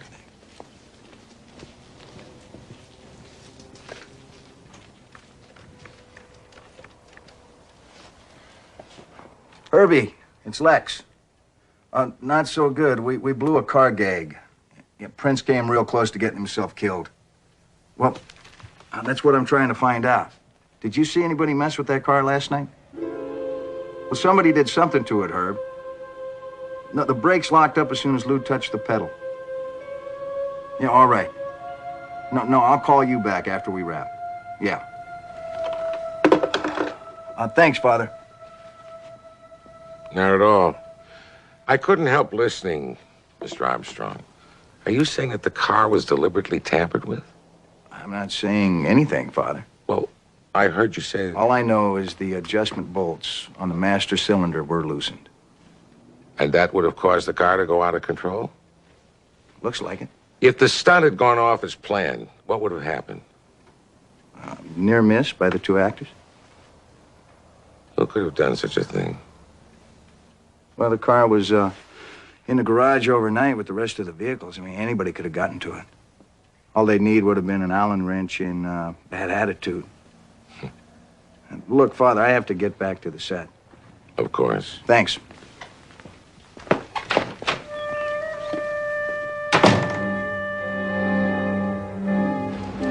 right, folks, we are approaching picture. Let's lock it up.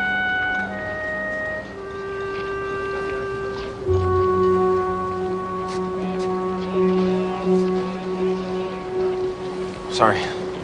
Am I interrupting? No. I was just talking to the boss. Oh? Oh, right. Yeah, truth is, I'm not a Catholic myself, Father. I was kind of hoping you could give me a few pointers. Such as? Well, when you're crossing yourself, for instance. Is that too much? That's fine. Very authentic. Great. I was watching you perform, Mr. Tannen. Oh, please call me Mark. Not that I'm much of a judge on acting. Mark, I think you're doing a very fine job. Well, thanks, Father. Really. I'm glad someone appreciates what I'm doing. Mr. Prince comes down on you pretty hard, doesn't he? Well, you know, he's a perfectionist. Well, that's no excuse for rude behavior. I'm surprised to hear you defending him. Father, I wasn't the network's choice for this part. Cameron made casting me part of his deal as co-creator of the show. If it's a hit, I'm gonna owe my career to him. And Cameron's under a lot of pressure, too. Yes, but even so... Shooting a pilot's stressful enough, Father, but for Cameron to do it while his marriage falls apart... His marriage? There's a rumor going around the set that Sandra's having an affair with someone in the production. Sandra Soames? Sister Eugenia? Yeah. Life doesn't always imitate art, Father. Tannen, what the hell do you think you're doing? My AD's been looking everywhere for you. Mr. Prince, watch your language, please. You don't understand, Father. He's holding up a shot. If you can't handle the work, there's 100 other actors who can. Now, let's get on the stick.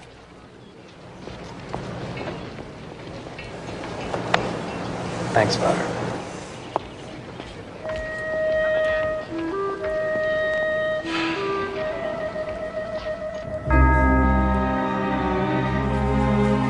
Hey, Frank, look at what the prop guy gave me. Oh, Sister Stephanie, you'll shatter my illusions. Illusion is what film is all about, Father. I was wondering. Well, now you know. What can I do for you, Mr. Prince? That tree on the lawn outside. Yes, stately oak. It's a sycamore. Oh, sycamore. Beautiful, isn't it? Well, whatever. We're going to have to lose it. Lose a tree? What are you talking about? It's messing up my establishing shot of the church. It's got to go. That tree is over 50 years old, you know. Sister, trees live and die. Film is forever. It's probably for me. Prince here. Look, I don't want to discuss it. All right, Dooley's. Yes, I'll be there, but it's a waste of time. About that tree, Mr. Later, Father. I've got things to do. Oh, a bar called Dooley's. Where is it? Oh, my Uncle Jack used to hang out there. You go out the door, you turn right. It's about 5 blocks on the corner of Ashland. I'll walk. It's a rough neighborhood. Sister, I haven't needed a crossing guard since first grade.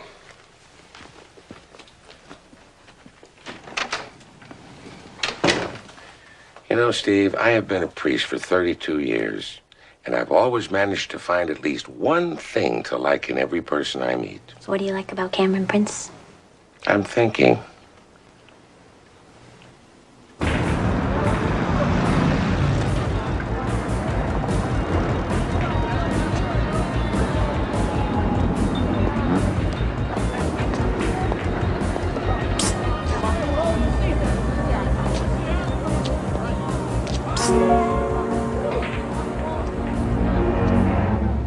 What is this, a joke?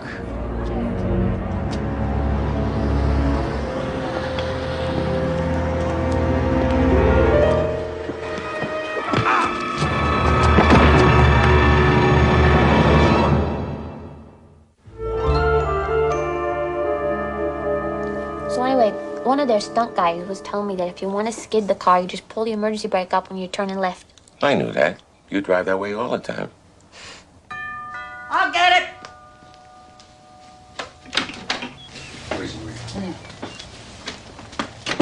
Robert, if you're looking for Mr. Prince, he's not here. Prince is dead. Well,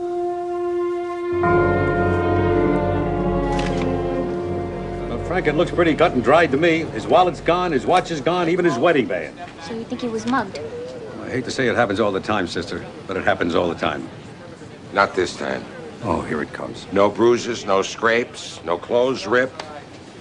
Now, Bob, you knew Cameron Prince. Do you really think anyone could try and mug him without him putting up a struggle? Frank, the man was on his way back to his hotel, decided to take a shortcut through the alley, and somebody jumped him. He wasn't walking back to his hotel. No, he was going to meet someone at Dooley's. Look, that light, it's broken. That means this alley was very dark. Now, Cameron Prince would not walk in here unless someone called him, someone he knew. You better take a look at this. I found it in his hand. What's it?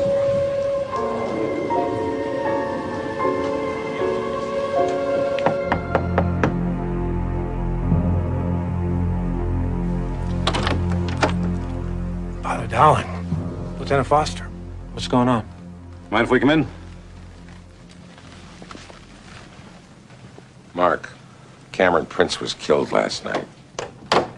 What?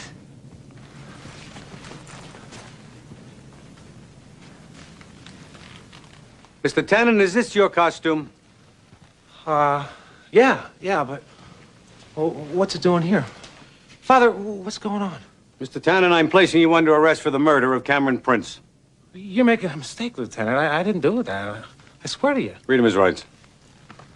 Father, I didn't kill him. You gotta believe me. You have the right to remain silent. If you give up this right, anything you say can... It all fits in so neatly, doesn't it? Yeah, it sure does. Well, looks like I owe you one, Frank. I'm not so sure about that, Bob.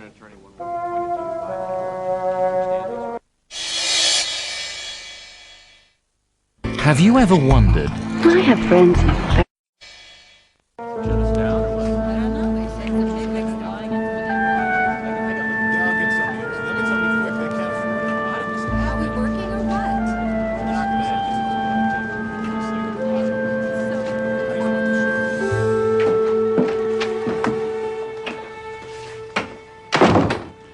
Sister Stephanie, Marie, this is a disaster.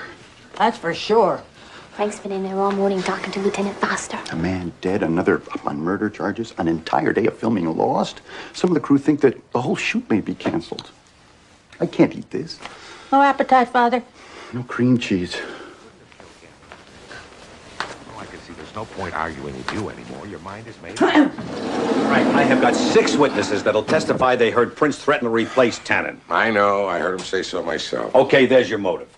Now, the lapel pin we found places Tannen at the scene. There's your opportunity. I just can't believe he'd do this. Oh, aren't you the guy who once said to me a real detective would never let a hunch get in the way of following evidence? I think you're making a mistake, Bob. Tell you what, Francis. Why don't we let a jury decide it? Ladies?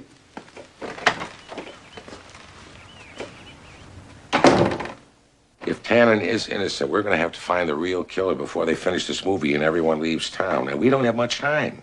Unless Lieutenant Foster is right, Frank. I mean, Prince did have that pin in his hand, and we found the torn jacket in Tannen's hotel room. I know. That's what puzzles me, Steve.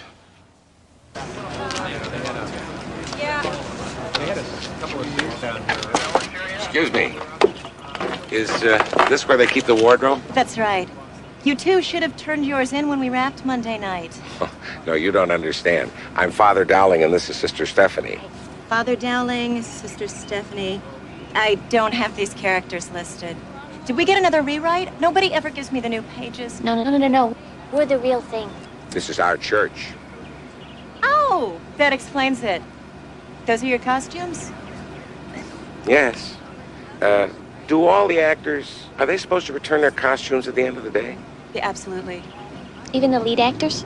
Principals and extras in particular. Excuse me, I have to go get a wimple ready for Sister Eugenia. So, Frank, that means that Mark Tannen must have turned in his costume before he left Monday night, which would explain why he seemed so shocked when Foster found it in his room.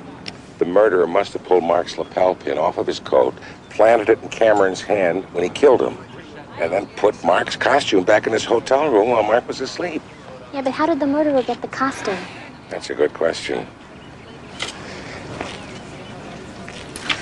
Sorry. Just one more thing. Father, please, I'm really very busy. Yes. Is this trailer always locked when you're not here? Sure, I'm responsible for everything inside there.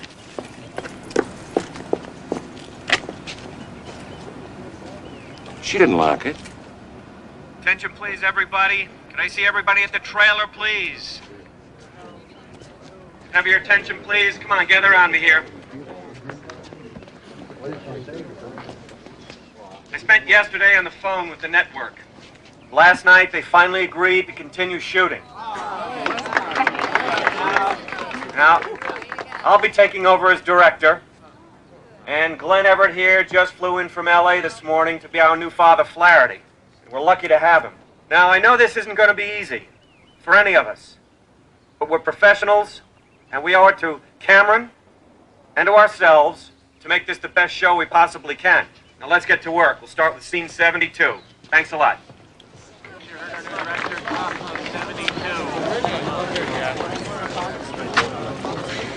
It's not right. They can't just replace Cameron. Not like this. Take it easy, Miss Soames. Excuse me. I'm gonna go see if there's anything I can do. Let's get that second team in there, setting up, getting marked.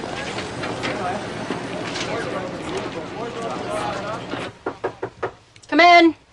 Yeah, hold the condolences, Lou. This is business. Oh. Yeah, it was a terrible thing. I know. Lou, just listen to me for a minute. They're going ahead with the project, and they're replacing Mark Tannen, which means they're going to need me for reshoots, right? Well, that's my point. Yeah.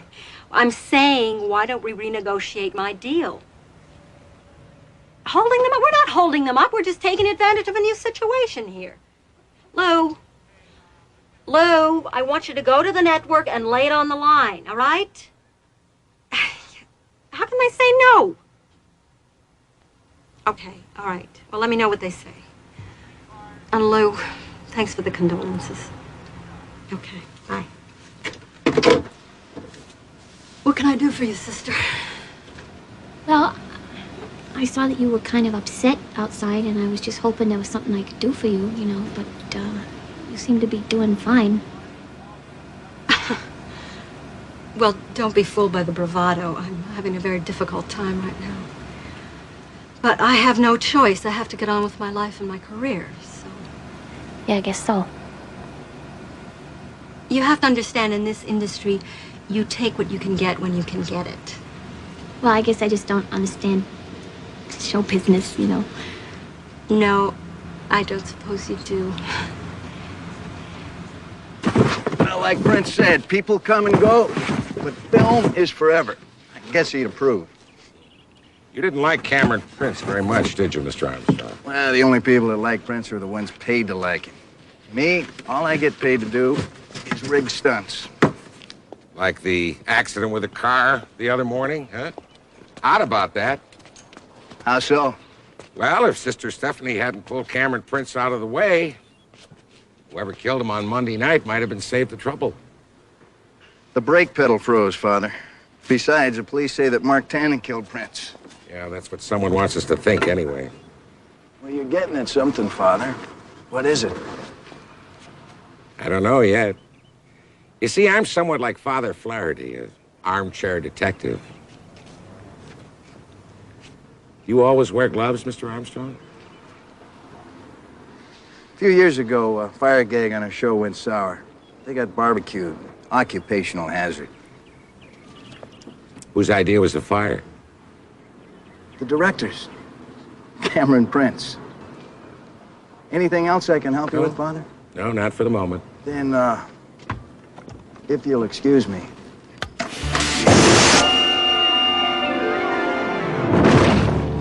Heck of a way to make a living, huh, Father?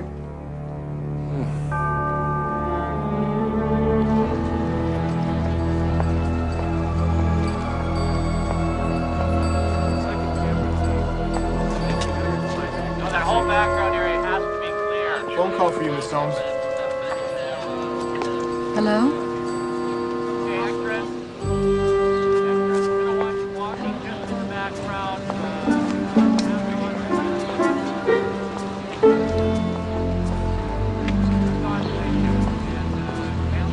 Are you crazy calling me on the set? Anybody finds out about us.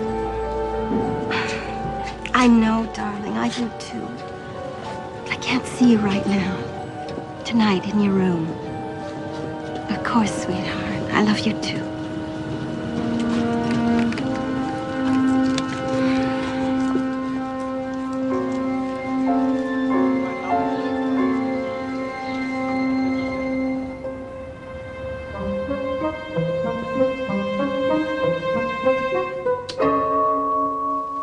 Father Dowling? What?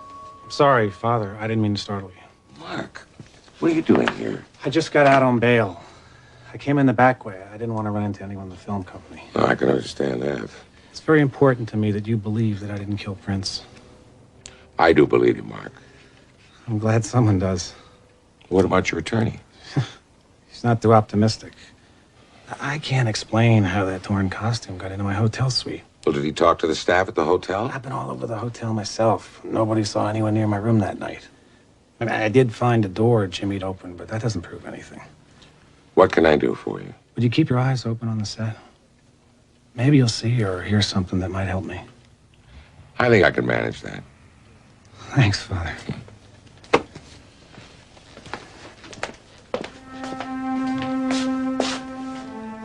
Father? Even though I'm not Catholic, I would appreciate your blessing. In the name of the Father, the Son, and the Holy Spirit. Thanks, Father. Good luck. I'll just slip out the back. Frank! Wonderful news. What's that, Phil? I'm in the movies. Brian Cahill has asked me to be a stand-in. Oh, I'm so happy for you. Just exactly what does a stand-in do? Oh, well, while the director and the cameraman are setting up the next shot, the actors are in their dressing rooms rehearsing their lines. So the stand-in, he stands in. You just stand there? Oh, it's more difficult than you think, Frank. I've also been looking over the script. I have a few ideas. Oh, I'm sure you do, Phil. Great, thanks, guys. Father? Yes? We need you over here. Oh, okay. Now, what is my motivation for this scene? You're paralyzed with terror. You can't move a muscle. How's this?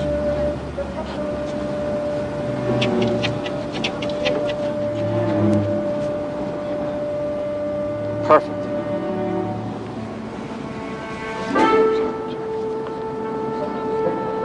See what I mean, Frank?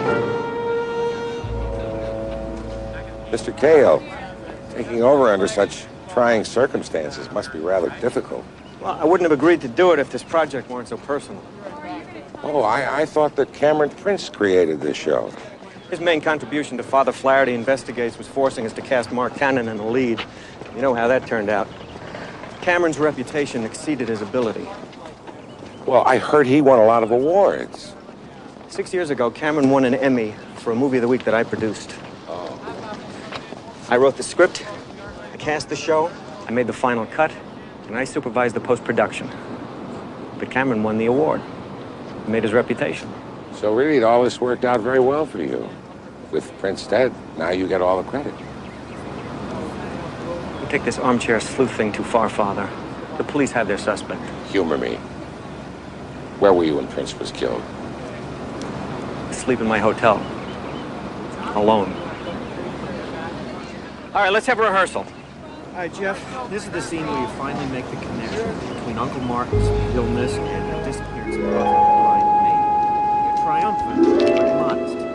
Remember, you were a priest. Now, Sandra.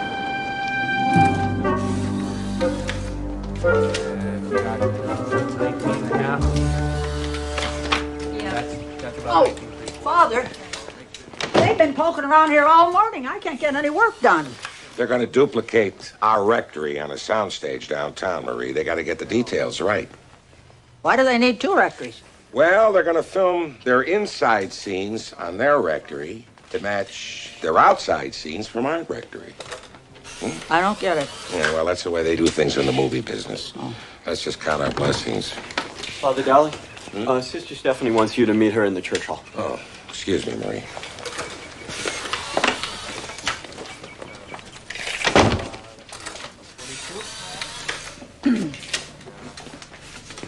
Yeah. Hey, camera's ready. We're all set. Pull it back. Good. Perfect, Ellen. Thanks. Is everybody out of the Good. Thank you, Billy. All right, let's go over it one last time for everybody. Okay, everybody, listen up. I'm going to go through this one more time. Sandra's stunt double runs into the hall. We give it a 3 count. I hit the button, and boom. You got that? Roll 2 camera. Roll 2 camera. All right, all radios up. Mark it up. Action.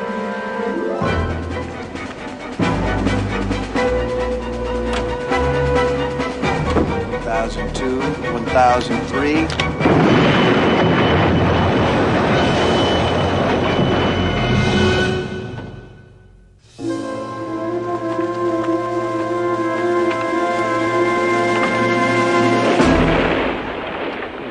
Good.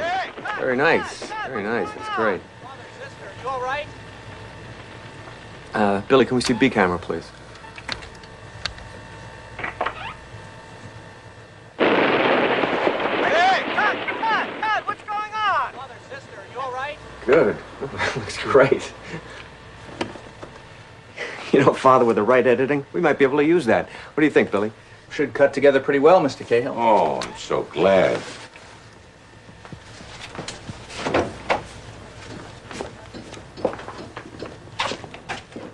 You know, you two are lucky to be alive. Considering we were kind of unlucky to be there in the first place. I had no idea that you used 2 cameras to film a scene, Mr. Cahill. Only when we shoot a stunt, like that car scene Monday, this scene today. One wide angle, one tighter angle, and that way we get the coverage we need. And you know, speaking of coverage, we're gonna have to get some close-ups of Sandra and Glenn to match you and Sister Stephanie in the explosion. Excuse me. Hey. Hey! You know, you're talking like there is nothing wrong here. This isn't a movie. Somebody tried to get Father Dowling killed. Sister, the PA who told Father Dowling to meet you in the church hall said he got a call on his walkie-talkie, but there was so much static he isn't sure what he heard or who was talking. It's just an accident, Father. Pretty handy accident. What are you saying, Sister? What I'm saying- Sister Stephanie is saying is that it's been a stressful day, it's late, and she's a little bit upset. Frank, that is not... Accidents happen, Sister Stephanie. Look at this rectory, huh? I mean, isn't this amazing? Uh-huh. Wait till we get it all done. You won't be able to tell it from the real thing.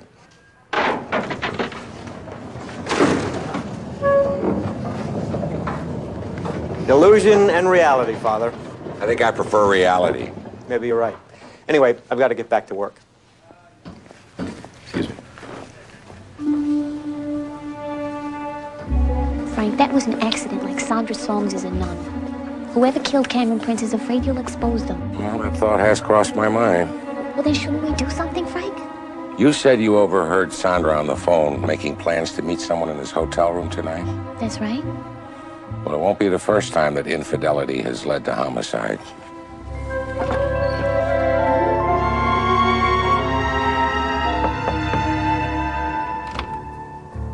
Father Dowling, sister, what are you doing here?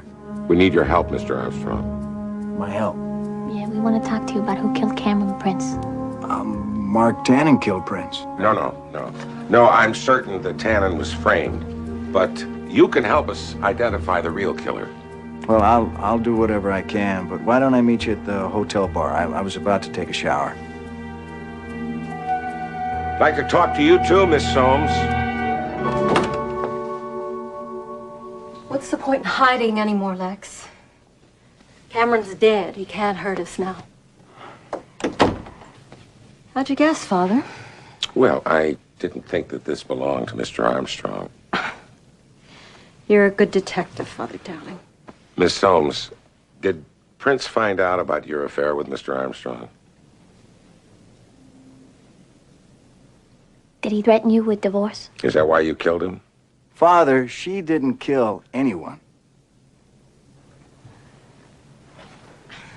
And we're not having an affair. Well, then what would you call it? When my marriage fell apart with Cameron, Lex was there to pick up the pieces. And we got married 2 weeks ago. But you were still married to Prince. We were divorced a month ago. Cameron asked us to keep it a secret until the end of production. He said if we didn't, he'd make trouble with the settlement. If you ask me, he just didn't want to admit that he'd lost her. Anyway, I hope this lets us out as suspects. Well, not necessarily, Mr. Armstrong. You still had another motive. Your hands. Father, you want the truth? I'm glad Prince is dead, but we didn't kill him. We have an alibi for Monday night when Cameron was killed. Lex and I were having dinner here in his room. If you don't believe us, check it out with room service. I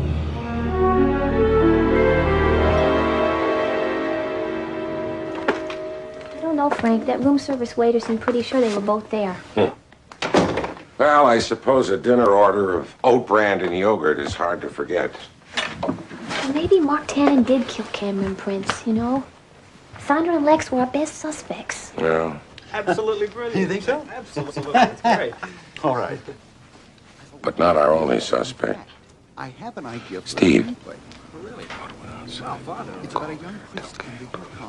I could send it to you when I'm done. Please, do that. Ah, Father Dowling, there you are. We are having a crisis, and we need your help. Oh? What's going on, Phil? I've rewritten the climax. Father Prestwick had a terrific idea. Sister Eugenia is going to find Uncle Martin stabbed to death in the rectory pantry. Not in my pantry. Not in our rectory, Marie. Oh, they're going to kill Uncle Martin on the soundstage downtown. Isn't that right, Mr. Cahill? Mm-hmm. Why doesn't somebody tell me these things? Oh, wait a minute. The script I read, Martin was the killer. No, not anymore. Now it's Buffy. Buffy, the blind maid? Interesting twist, don't you think?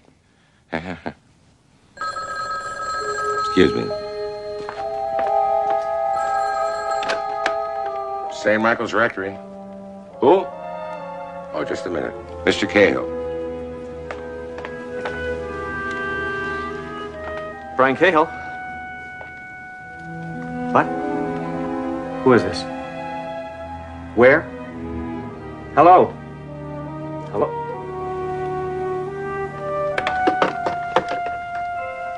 We'll have to continue this tomorrow. Something's come up. Good night. Night.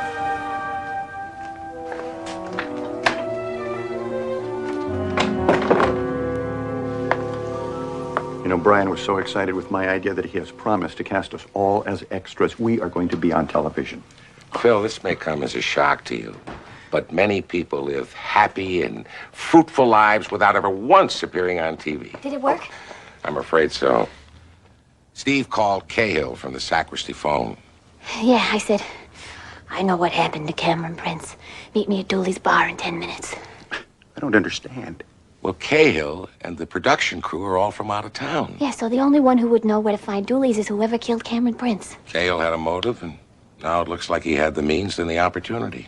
So Brian Cahill killed Cameron Prince. Excuse me, does anyone here know the way to a bar called Dooley's?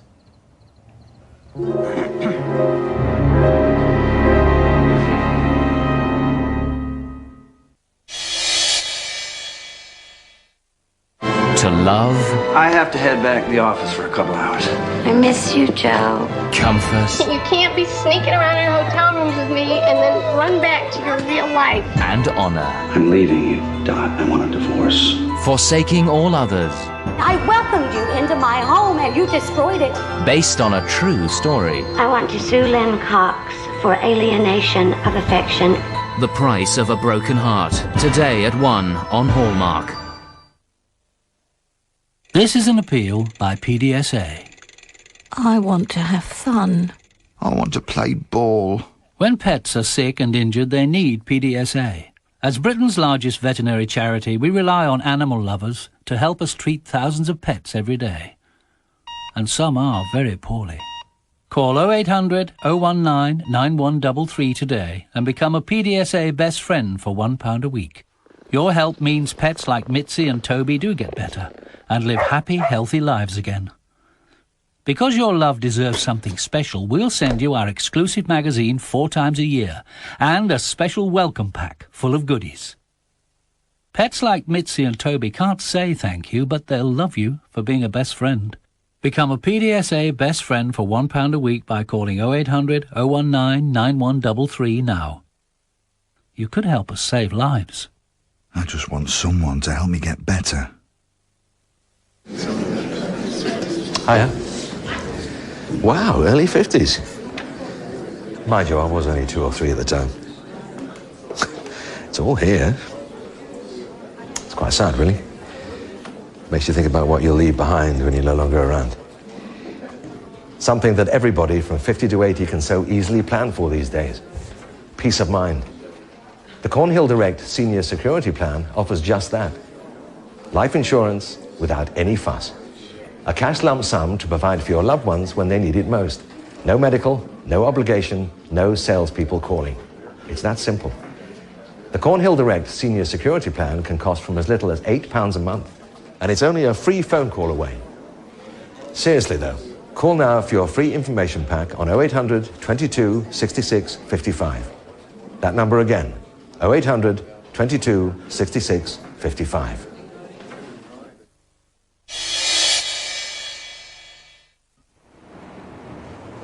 And that's when I knew, of course. It takes 7 hours to drive from Mattawan to Chicago. And Larry Wilkes claimed he had lunch with Monica Stokes at 1. At a Thai restaurant, where he says they ate pork sauté with peanut sauce. But Monica Stokes is allergic to peanuts. Exactly. Which is why she couldn't be the murderer.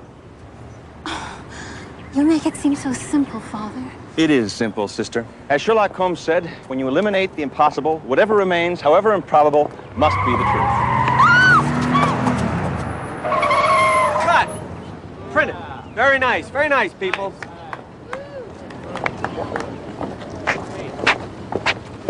I told Cameron you'd be much better than Mark. I wish you'd listen. All's well that ends well, right?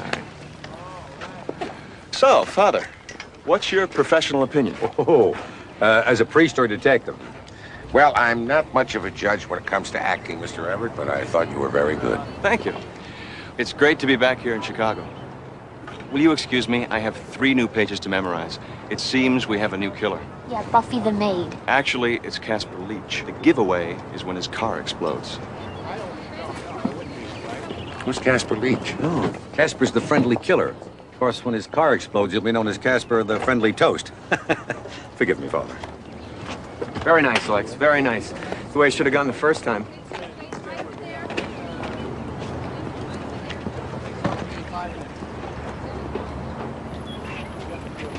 Steve. Yeah?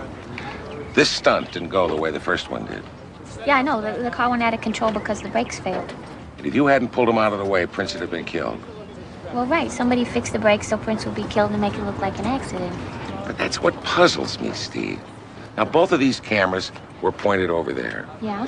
If Prince doesn't run out into the street and yell at Tannen, he wouldn't have ended up anywhere near that runaway car. So what are you thinking, Frank? Maybe we've been concentrating on the wrong victim. Maybe Cameron Prince wasn't the target at all.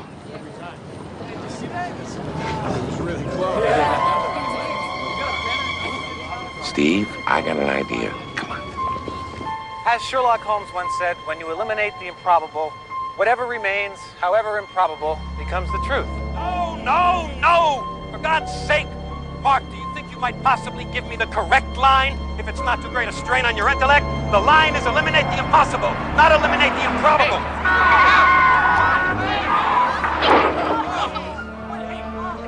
Can you stop it there, please?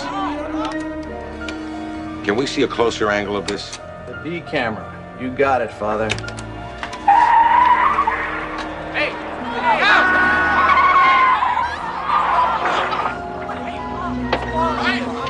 Freeze it right there, please.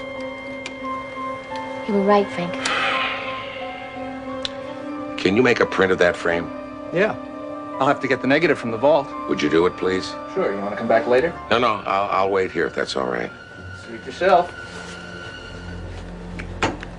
There's coffee over here. I'll be back as soon as I can. Thanks. Thank you.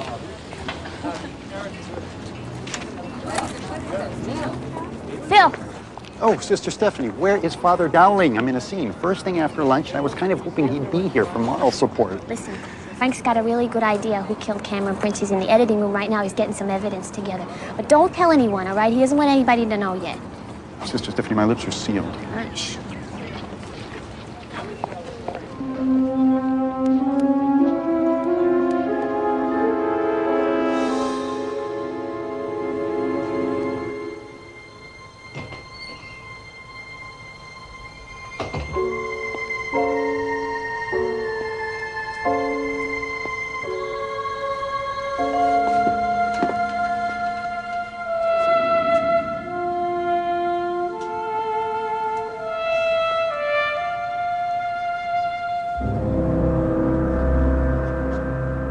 Billy, is that you?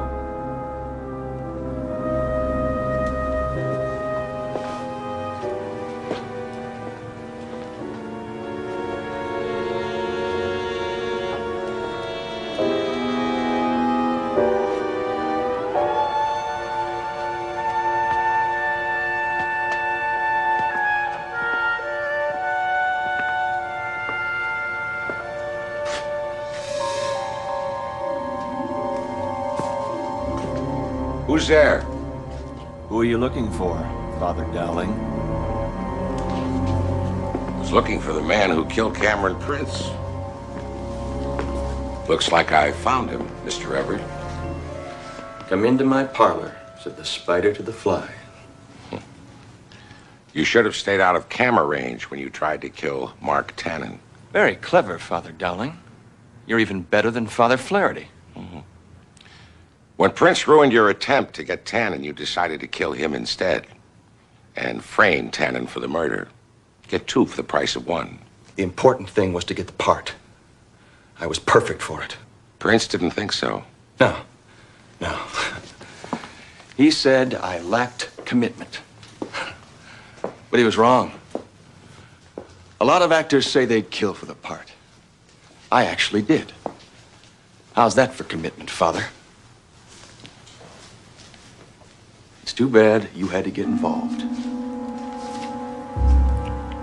Well, I couldn't stand by and let an innocent man go to jail for your crime.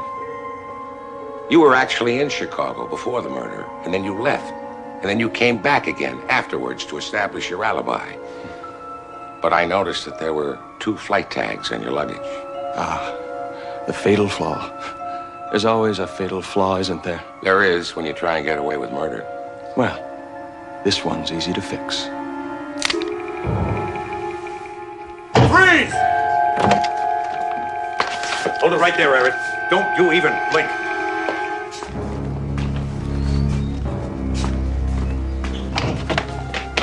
You were right, Frank. Yeah, I'm fine. Hey, that was some acting, Frank. You look scared to death. I wasn't acting, Bob. Well, like you said, Mr. Everett, there's always a fatal flaw.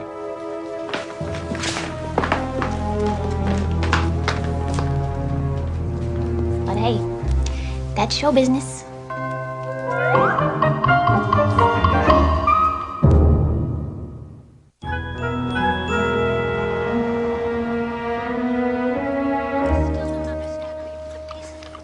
Popcorn, Father? I can't eat now, Marie. My scene is coming on any minute.